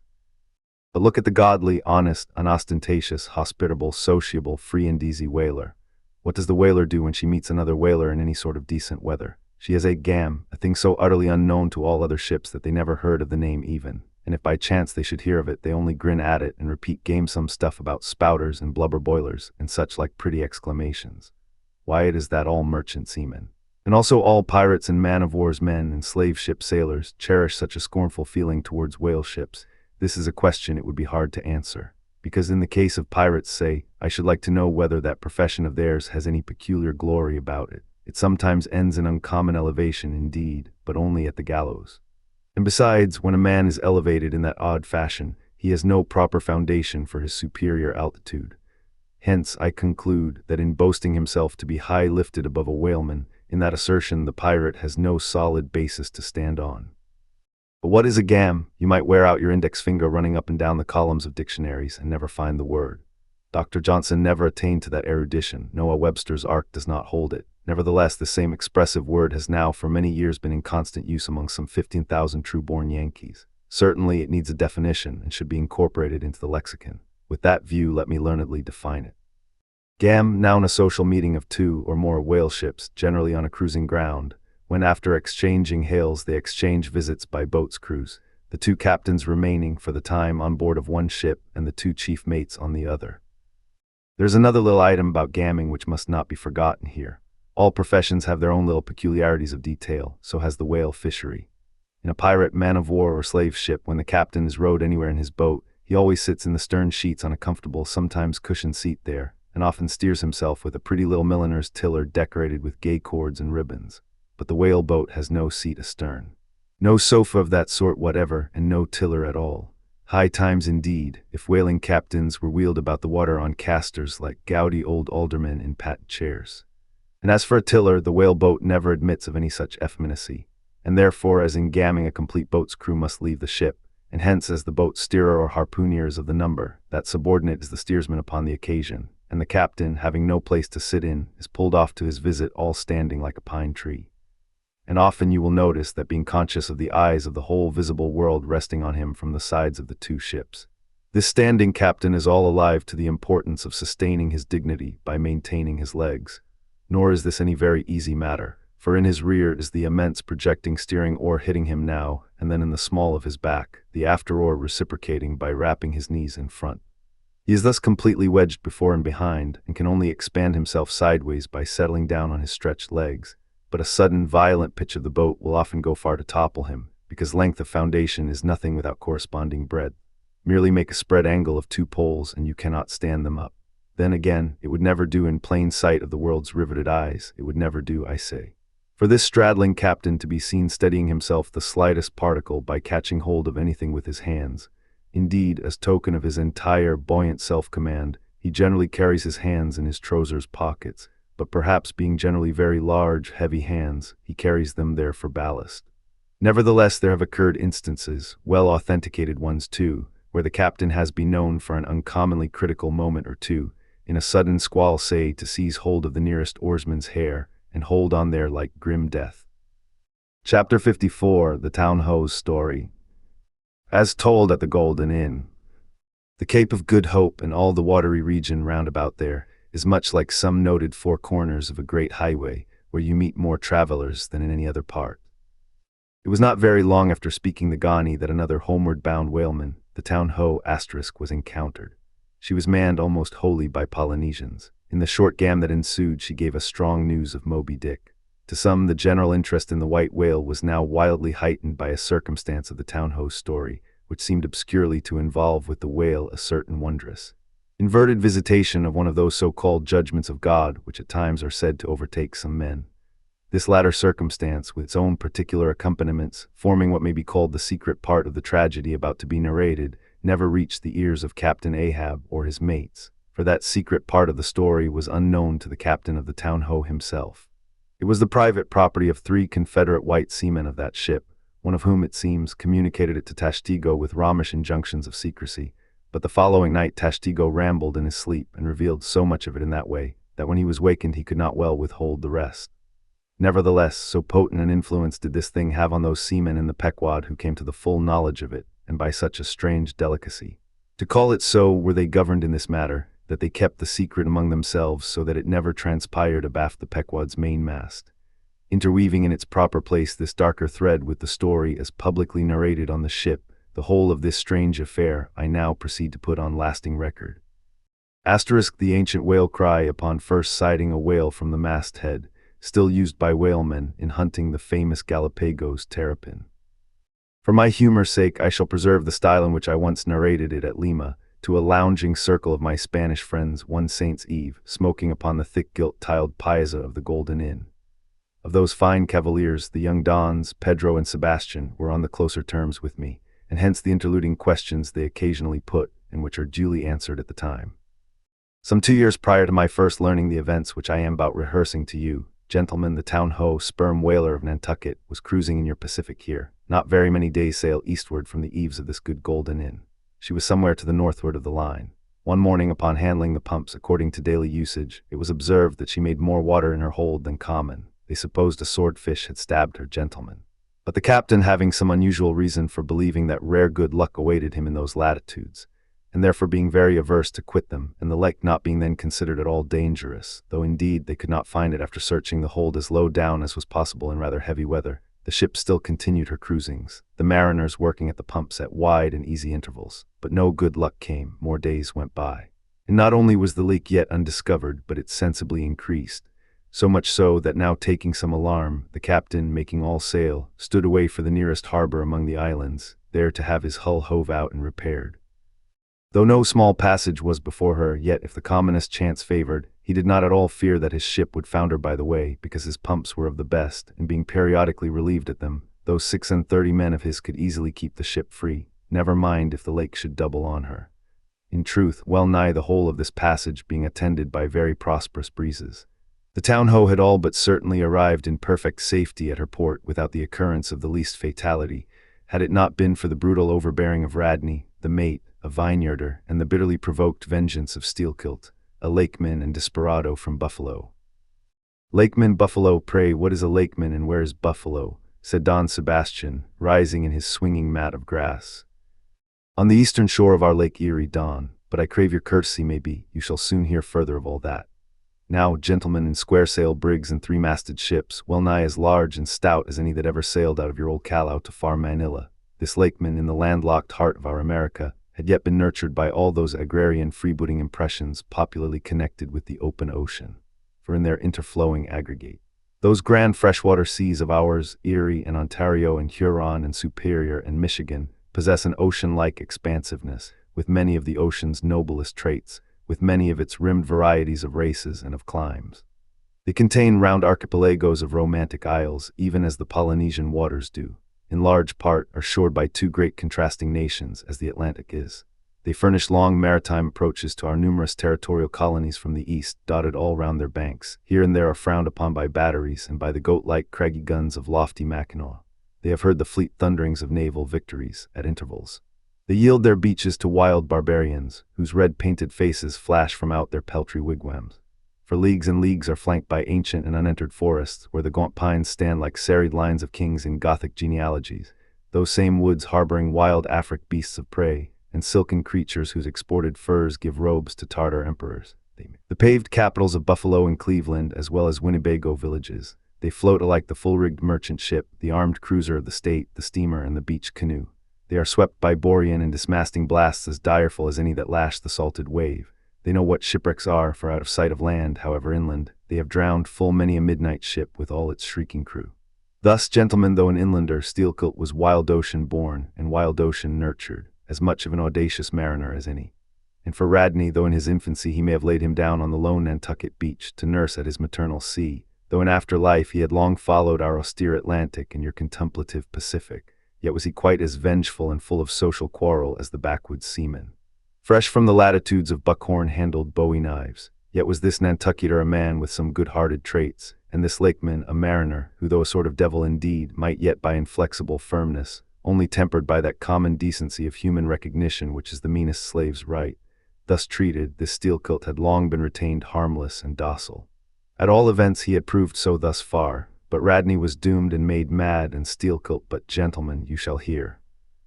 It was not more than a day or two at the furthest after pointing her prow for her island haven, that the Town Ho's lake seemed again increasing, but only so as to require an hour or more at the pumps every day.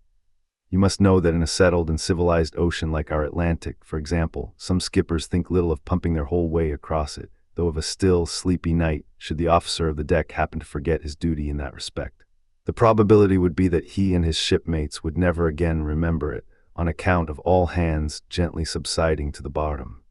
Nor in the solitary and savage seas far from you to the westward, gentlemen, is it altogether unusual for ships to keep clanging at their pump handles in full chorus even for a voyage of considerable length, that is, if it lie along a tolerably accessible coast, or if any other reasonable retreat is afforded them. It is only when a lakey vessel is in some very out-of-the-way part of those waters, some really landless latitude, that our captain begins to feel a little anxious.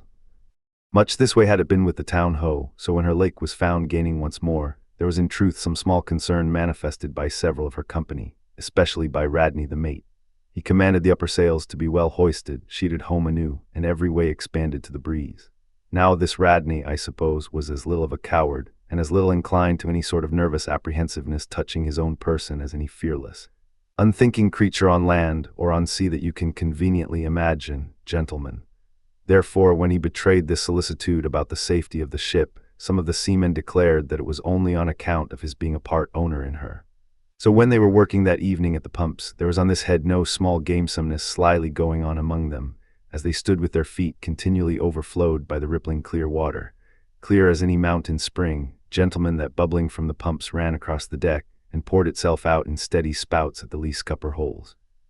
Now, as you well know, it is not seldom the case in this conventional world of ours, watery or otherwise, that when a person placed in command over his fellow men finds one of them to be very significantly his superior in general pride of manhood, straightway against that man he conceives an unconquerable dislike and bitterness, and if he have a chance he will pull down and pulverize that subaltern's tower and make a little heap of dust of it.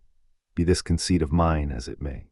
Gentlemen, at all events Steelkilt was a tall and noble animal with a head like a Roman, and a flowing golden beard like the tasseled housings of your last viceroy's snorting charger, and a brain and a heart and a soul in him, gentlemen, which had made Steelkilt Charlemagne, had he been born son to Charlemagne's father. But Radney the mate was ugly as a mule, yet as hardy, as stubborn, as malicious. He did not love Steelkilt, and Steelkilt knew it. Espying the mate drawing near as he was toiling at the pump with the rest, the lakeman affected not to notice him, but unawed, went on with his gay banterings. Aye, aye, my merry lads, it's a lively leak this, hold a cannikin one of ye and let's have a taste. By the Lord, it's worth bottling. I tell you what, men, old Rad's investment must go for it. He had best cut away his part of the hull and tow it home. The fact is, boys, that Swordfish only began the job. He's come back again with a gang of ship carpenters, sawfish and filefish and what not. And the whole posse of 'em are now hard at work cutting and slashing at the bottom, making improvements, I suppose. If old Rad were here now, I'd tell him to jump overboard and scatter 'em. They're playing the devil with his estate, I can tell him, but he's a simple old soul, Rad, and a beauty too. Boys, they say the rest of his property is invested in looking-glasses. I wonder if he'd give a poor devil like me the model of his nose. Damn your eyes, what's that pump stopping for? Roared Radney, pretending not to have heard the sailors talk. Thunder away at it. Aye, aye, sir, said Steelkilt, merry as a cricket.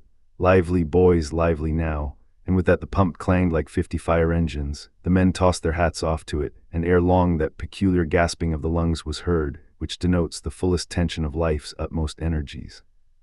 Hitting the pump at last with the rest of his band, the lakeman went forward all panting and sat himself down on the windlass, his face fiery red, his eyes bloodshot, and wiping the profuse sweat from his brow.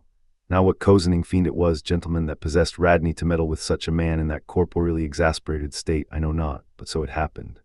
Intolerably striding along the deck, the mate commanded him to get a broom and sweep down the planks, and also a shovel, and remove some offensive matters consequent upon allowing a pig to run at large. Now, gentlemen, sweeping a ship's deck at sea is a piece of household work which in all times but raging gales is regularly attended to every evening. It has been known to be done in the case of ships actually foundering at the time. Such, gentlemen, is the inflexibility of sea usages and the instinctive love of neatness in seamen, some of whom would not willingly drown without first washing their faces. But in all vessels this broom business is the prescriptive province of the boys, if boys there be aboard. Besides, it was the stronger men in the town-ho that had been divided into gangs, taking turns at the pumps, and being the most athletic seaman of them all, Steelcolt had been regularly assigned captain of one of the gangs. Consequently, he should have been freed from any trivial business not connected with truly nautical duties, such being the case with his comrades. I mention all these particulars so that you may understand exactly how this affair stood between the two men. But there was more than this. The order about the shovel was almost as plainly meant to sting and insult Steelcolt as though Radney had spat in his face. Any man who has gone sailor in a whale ship will understand this, and all this and doubtless much more, the lakeman fully comprehended when the mate uttered his command, but as he sat still for a moment, and as he steadfastly looked into the mate's malignant eye and perceived the stacks of powder casks heaped up in him, and the slow match silently burning along towards them. As he instinctively saw all this, that strange forbearance and unwillingness to stir up the deeper passionateness in any already ireful being a repugnance most felt, when felt at all, by really valiant men, even when aggrieved, this nameless phantom failing gentleman stole over Steelcolt. Therefore, in his ordinary tone, only a little broken by the bodily exhaustion he was temporarily in, he answered him saying that sweeping the deck was not his business, and he would not do it. And then, without at all alluding to the shovel, he pointed to 3 lads as the customary sweepers, who, not being billeted at the pumps, had done little or nothing all day. To this, Radney replied with an oath, in a most domineering and outrageous manner, unconditionally reiterating his command, meanwhile advancing upon the still-seated lakeman, with an uplifted cooper's club hammer which he had snatched from a cask nearby. Heated and irritated as he was by his spasmodic toil at the pumps, for all his first nameless feeling of forbearance, the sweating Steelcolt could but ill brook this bearing in the mate, but somehow still smothering the conflagration within him, without speaking he remained doggedly rooted to his seat, till at last the incensed Radney shook the hammer within a few inches of his face, furiously commanding him to do his bidding. Steelcolt rose and, slowly retreating round the windlass, steadily followed by the mate with his menacing hammer, deliberately repeated his intention not to obey. Seeing, however, that his forbearance had not the slightest effect, by an awful and unspeakable intimation with his twisted hand, he warned off the foolish and infatuated man, but it was to no purpose. And in this way the two went once slowly round the windlass, when, resolved at last no longer to retreat, bethinking him that he had now forborne as much as comported with his humor, the lakeman paused on the hatches and thus spoke to the officer. "Mr. Radney, I will not obey you. Take that hammer away or look to yourself." But the predestinated mate, coming still closer to him where the lakeman stood fixed, now shook the heavy hammer within an inch of his teeth, meanwhile repeating a string of insufferable maledictions, retreating not the 1,000th part of an inch, stabbing him in the eye with the unflinching poniard of his glance. Steelcolt, clenching his right hand behind him and creepingly drawing it back, told his persecutor that if the hammer but grazed his cheek, he, Steelcolt, would murder him. But, gentlemen, the fool had been branded for the slaughter by the gods. Immediately the hammer touched the cheek. The next instant the lower jaw of the mate was stove in his head. He fell on the hatch spouting blood like a whale. Ere the cry could go aft, Steelcolt was shaking one of the backstays, leading far aloft to where 2 of his comrades were standing their mastheads. They were both canhaulers. "Canhaulers," cried Don Pedro, "we have seen many whale ships in our harbors, but never heard of your canhaulers." "Pardon, who and what are they?" "Canhaulers, Don, are the boatmen belonging to our Grand Erie Canal. You must have heard of it." "Nay, senor, hereabouts in this dull, warm, most lazy, and hereditary land, we know but little of your vigorous north." "Aye, well then, Don, refill my cup. Your chich is very fine, and ere proceeding further I will tell you what our canhaulers are, for such information may throw side light upon my story. For 360 miles, gentlemen, through the entire breadth of the state of New York, through numerous populous cities and most thriving villages, through long, dismal, uninhabited swamps and affluent cultivated fields unrivaled for fertility, by billiard room and bar room, through the holy of holies of great forests, on Roman arches over Indian rivers, through sun and shade, by happy hearts or broken, through all the wide contrasting scenery of those noble Mohawk counties, and especially by rows of snow-white chapels, whose spires stand almost like milestones, flows one continual stream of Venetianly corrupt and often lawless life. There's your true Ashantee, gentlemen, there howl your pagans, where you ever find them next door to you, under the long-flung shadow and the snug patronizing lee of churches. For by some curious fatality, as it is often noted of your metropolitan freebooters that they ever encamp around the halls of justice, so sinners, gentlemen, most abound in holiest vicinities. Is that a friar passing? Said Don Pedro, looking downwards into the crowded plaza, with humorous concern. Well for our northern friend, Dame Isabella's Inquisition wanes in Lima, laughed Don Sebastian. Proceed, Senor. Omit pardon, cried another of the company. In the name of all us Limis, I but desire to express to you, Sir Sailor, that we have by no means overlooked your delicacy in not substituting present Lima for distant Venice in your corrupt comparison. Oh, do not bow and look surprised. You know the proverb all along this coast, corrupt as Lima. But bears out your saying, too, church is more plentiful than billiard tables, and forever open and corrupt as Lima. So too Venice, I have been there, the holy city of the blessed evangelist St. Mark, St. Dominic, purge it, your cup, thanks, here I refill, now you pour out again. Freely depicted in his own vocation, gentlemen, the canoller would make a fine dramatic hero, so abundantly and picturesquely wicked is he. Like Mark Antony, for days and days along his green-turfed, flowery Nile he indolently floats, openly toying with his red-cheeked Cleopatra, ripening his apricot thigh upon the sunny deck. But ashore all this effeminacy is dashed, the brigandish guise which the canoller so proudly sports.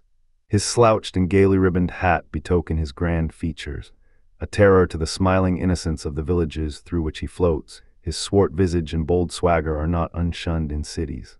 Once a vagabond on his own canal, I have received good turns from one of these canollers. I thank him heartily, would fain be not ungrateful, but it is often one of the prime redeeming qualities of your man of violence that at times he has as stiff an arm to back a poor stranger in a strait as to plunder a wealthy one. In sum, gentlemen, what the wildness of this canal life is emphatically evinced by this, that our wild whale fishery contains so many of its most finished graduates, and that scarce any race of mankind, except Sydney men, are so much distrusted by our whaling captains. Nor does it at all diminish the curiousness of this matter, that to many thousands of our rural boys and young men born along its line, the probationary life of the Grand Canal furnishes the sole transition between quietly reaping in a Christian cornfield and recklessly plowing the waters of the most barbaric seas. I see, impetuously exclaimed Don Pedro, spilling his chicha upon his silvery ruffles. No need to travel, the world's one Lima. I had thought now that at your temperate north the generations were cold and holy as the hills, but the story. I left off, gentlemen, where the lakeman shook the backstay.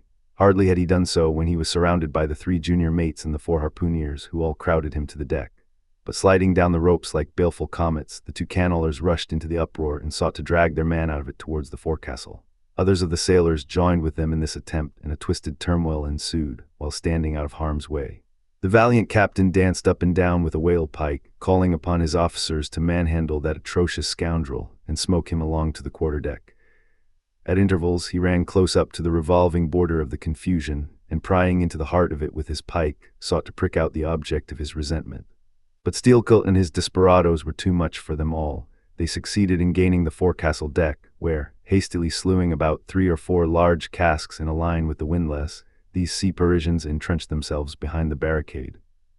"Come out of that, ye pirates!" roared the captain, now menacing them with a pistol in each hand, just brought to him by the steward. "Come out of that, ye cut-throats!" Steelkilt leaped on the barricade and, striding up and down there, defied the worst the pistols could do, but gave the captain to understand distinctly that his Steelkilt's death would be the signal for a murderous mutiny on the part of all hands. Fearing in his heart lest this might prove but too true, the captain a little desisted, but still commanded the insurgents instantly to return to their duty. "Will you promise not to touch us if we do?" demanded their ringleader. Turn to, I make no promise to your duty. Do you want to sink the ship by knocking off at a time like this? Turn to, and he once more raised a pistol. "Sink the ship," cried Steelkilt. "Aye, let her sink. Not a man of us turns to unless you swear not to raise a rope yarn against us. What say ye, men?" turning to his comrades. A fierce cheer was their response. The lakeman now patrolled the barricade, all the while keeping his eye on the captain and jerking out such sentences as these. "It's not our fault. We didn't want it. I told him to take his hammer away. It was boy's business. He might have known me before this. I told him not to prick the buffalo. I believe I have broken a finger here against his cursed jaw. Ain't those mincing knives down in the forecastle there, men? Look to those handspikes, my hearties. Captain, by God. Look to yourself. Say the word. Don't be a fool. Forget it all. We are ready to turn to. Treat us decently, and we're your men, but we won't be flogged. Turn to, I make no promises. Turn to, I say." Look ye now, cried the lakeman, flinging out his arm towards him. There are a few of us here, and I am one of them, who have shipped for the cruise, d'ye see. Now, as you well know, sir, we can claim our discharge as soon as the anchor is down, so we don't want to row. It's not our interest. We want to be peaceable. We are ready to work, but we won't be flogged. Turn to, roared the captain. Steelcoat glanced round him a moment and then said, I tell you what it is now, captain, rather than kill ye and be hung for such a shabby rascal, we won't lift a hand against ye unless ye attack us. But till you say the word about not flogging us, we don't do a hand's turn. Down into the forecastle then, down with ye, I'll keep ye there till you're sick of it. Down ye go. Shall we? Cried the ringleader to his men. Most of them were against it, but at length, in obedience to Steelcoat, they preceded him down into their dark den, growlingly disappearing like bears into a cave. As the lakeman's bare head was just level with the planks, the captain and his posse leaped the barricade, and rapidly drawing over the slide of the scuttle, planted their group of hands upon it, and loudly called for the steward to bring the heavy brass padlock belonging to the companionway. Then opening the slide a little, the captain whispered something down the crack, closed it, and turned the key upon them, 10 in number, leaving on deck some 20 or more, who thus far had remained neutral. All night a wide-awake watch was kept by all the officers, forward and aft, especially about the forecastle scuttle and fore hatchway, at which last place it was feared the insurgents might emerge after breaking through the bulkhead below. But the hours of darkness passed in peace, the men who still remained at their duty toiling hard at the pumps, whose clinking and clanking at intervals through the dreary night dismally resounded through the ship. At sunrise the captain went forward and, knocking on the deck, summoned the prisoners to work, but with a yell they refused. Water was then lowered down to them, and a couple of handfuls of biscuit were tossed after it, when again turning the key upon them and pocketing it, the captain returned to the quarterdeck. Twice every day for 3 days this was repeated, but on the 4th morning a confused wrangling and then a scuffling was heard as the customary summons was delivered. And suddenly 4 men burst up from the forecastle, saying they were ready to turn to. The fetid closeness of the air and a famishing diet, united perhaps to some fears of ultimate retribution, had constrained them to surrender at discretion. Emboldened by this, the captain reiterated his demand to the rest, but Steelcoat shouted up to him a terrific hint to stop his babbling and betake himself where he belonged. On the 5th morning, 3 others of the mutineers bolted up into the air from the desperate arms below that sought to restrain them. Only 3 were left. Better turn to now, said the captain with a heartless jeer. Shut us up again, will ye? Cried Steelcoat. Oh, certainly, said the captain, and the key clicked. It was at this point, gentlemen, that, enraged by the defection of 7 of his former associates, and stung by the mocking voice that had last hailed him, and maddened by his long entombment in a place as black as the bowels of despair, it was then that Steelcoat proposed to the 2 cannolers, thus far apparently of one mind with him, to burst out of their hole at the next summoning of the garrison, and armed with their keen mincing knives, long, crescentic, heavy implements with a handle at each end, run amuck from the bowsprit to the taffrail, and if by any devilishness of desperation possible, seize the ship. For himself, he would do this, he said, whether they joined him or not. That was the last night he should spend in that den. But the scheme met with no opposition on the part of the other 2. They swore they were ready for that, or for any other mad thing, for anything in short but a surrender. And what was more, they each insisted upon being the first man on deck when the time to make the rush should come. But to this their leader as fiercely objected, reserving that priority for himself, particularly as his 2 comrades would not yield the one to the other in the matter, and both of them could not be first. For the latter would but admit 1 man at a time, and here, gentlemen, the foul play of these miscreants must come out. Upon hearing the frantic project of their leader, each in his own separate soul had suddenly lighted, it would seem, upon the same piece of treachery, namely, to be foremost in breaking out in order to be the first of the 3, though the last of the 10, to surrender, and thereby secure whatever small chance of pardon such conduct might merit. But when Steelcoat made known his determination still to lead them to the last, they in some way, by some subtle chemistry of villainy, mixed their before secret treacheries together, and when their leader fell into a doze, verbally opened their souls to each other in 3 sentences, and bound the sleeper with cords, and gagged him with cords, and shrieked out for the captain at midnight. Thinking murder at hand, and smelling in the dark for the blood, he and all his armed mates and harpooneers rushed for the forecastle. In a few minutes the scuttle was opened, and bound hand and foot, the still struggling ringleader was shoved up into the air by his perfidious allies, who at once claimed the honor of securing a man who had been fully ripe for murder. But all these were collared and dragged along the deck like dead cattle, and side by side were seized up into the mizzen rigging like 3 quarters of meat, and there they hung till morning. Damn ye, cried the captain, pacing to and fro before them, the vultures would not touch ye, ye villains. At sunrise he summoned all hands, and separating those who had rebelled from those who had taken no part in the mutiny, he told the former that he had a good mind to flog them all round thought. Upon the whole, he would do so he ought to justice demanded it. But for the present, considering their timely surrender, he would let them go with a reprimand, which he accordingly administered in the vernacular. But as for you, ye carrion rogues, turning to the 3 men in the rigging, for you, I mean to mince ye up for the tripods.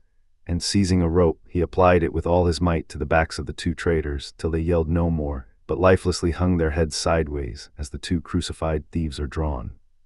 My wrist is sprained with ye, he cried at last, but there is still rope enough left for you, my fine bantam that wouldn't give up.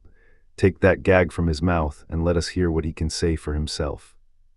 For a moment the exhausted mutineer made a tremulous motion of his cramped jaws, and then painfully twisting round his head, said in a sort of hiss, "What I say is this, and mind it well, if you flog me, I murder you." "Say ye so, then see how ye frighten me," and the captain drew off with the rope to strike. "Best not," hissed the lakeman. "But I must," and the rope was once more drawn back for the stroke. Steelcoat here hissed out something, inaudible to all but the captain, who, to the amazement of all hands, started back, paced the deck rapidly 2 or 3 times, and then suddenly throwing down his rope, said, "I won't do it, let him go, cut him down, d'ye hear?" But as the junior mates were hurrying to execute the order, a pale man with a bandaged head arrested them. Radney, the chief mate. Ever since the blow he had lain in his berth, but that morning, hearing the tumult on the deck, he had crept out and thus far had watched the whole scene. Such was the state of his mouth that he could hardly speak, but mumbling something about his being willing and able to do what the captain dared not attempt. He snatched the rope and advanced to his pinioned foe. "You are a coward," hissed the lakeman. "So I am, but take that." The mate was in the very act of striking when another hiss stayed his uplifted arm. He paused, and then pausing no more, made good his word, spite of Steelcoat's threat, whatever that might have been. The 3 men were then cut down, all hands returned to, and sullenly worked by the moody seamen. The iron pumps clanged as before.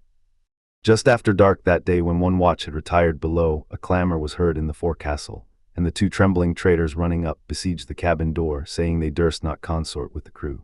Entreaties, cuffs, and kicks could not drive them back, so at their own instance they were put down and the ships run for salvation. Still no sign of mutiny reappeared among the rest. On the contrary, it seemed that mainly at Steelcoat's instigation. They had resolved to maintain the strictest peacefulness, obey all orders to the last, and when the ship reached port, desert her in a body. But in order to ensure the speediest end to the voyage, they all agreed to another thing, namely, not to sing out for whales in case any should be discovered. For spite of her leak, in spite of all her other perils, the town-ho still maintained her mastheads, and her captain was just as willing to lower for a fish that moment as on the day his craft first struck the cruising ground, and Radney the mate was quite as ready to change his berth for a boat, and with his bandaged mouth seek to gag in death the vital jaw of the whale. But though the lakeman had induced the seamen to adopt this sort of passiveness in their conduct, he kept his own counsel, at least till all was over, concerning his own proper and private revenge upon the man who had stung him in the ventricles of his heart. He was in Radney the chief mate's watch, and as if the infatuated man sought to run more than halfway to meet his doom, after the scene at the rigging, he insisted, against the express counsel of the captain, upon resuming the head of his watch at night. Upon this, and 1 or 2 other circumstances, Steelcoat systematically built the plan of his revenge. During the night, Radney had an unseamanlike way of sitting on the bulwarks of the quarterdeck, and leaning his arm upon the gunwale of the boat which was hoisted up there, a little above the ship's side.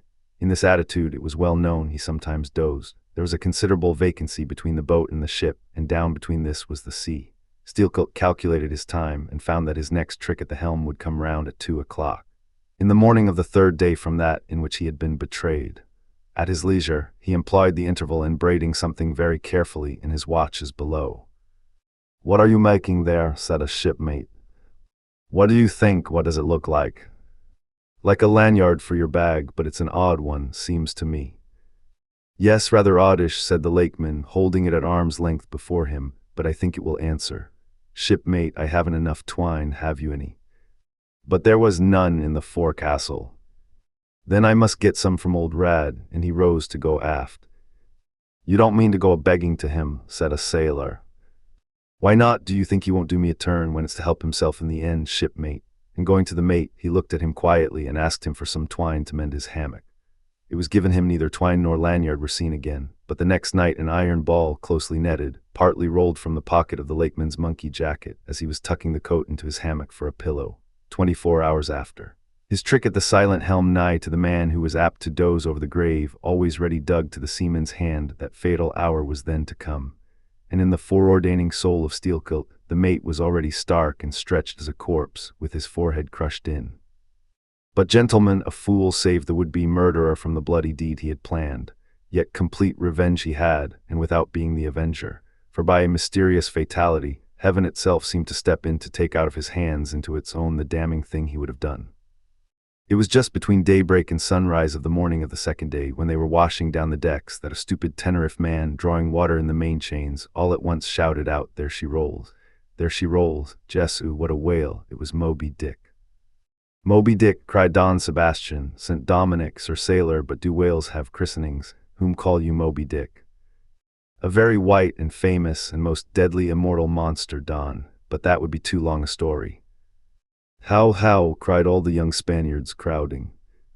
"Nay, Dons, nay, I cannot rehearse that now. Let me get more into the air, sirs." The chicha," cried Don Pedro, "our vigorous friend looks faint. Fill up his empty glass." "No need, gentlemen, one moment, and I proceed. Now, gentlemen," so suddenly perceiving the snowy whale within 50 yards of the ship, forgetful of the compact among the crew in the excitement of the moment, the Tenerife man had instinctively and involuntarily lifted his voice for the monster, though for some little time past it had been plainly beheld from the 3 sullen mastheads. All was now a frenzy. The white whale, was the cry from captain, mates, and harpooneers, who, undeterred by fearful rumors, were all anxious to capture so famous and precious a fish, while the dogged crew eyed askance, and with curses, the appalling beauty of the vast milky mass that, lit up by a horizontal spangling sun, shifted and glistened like a living opal in the blue morning sea.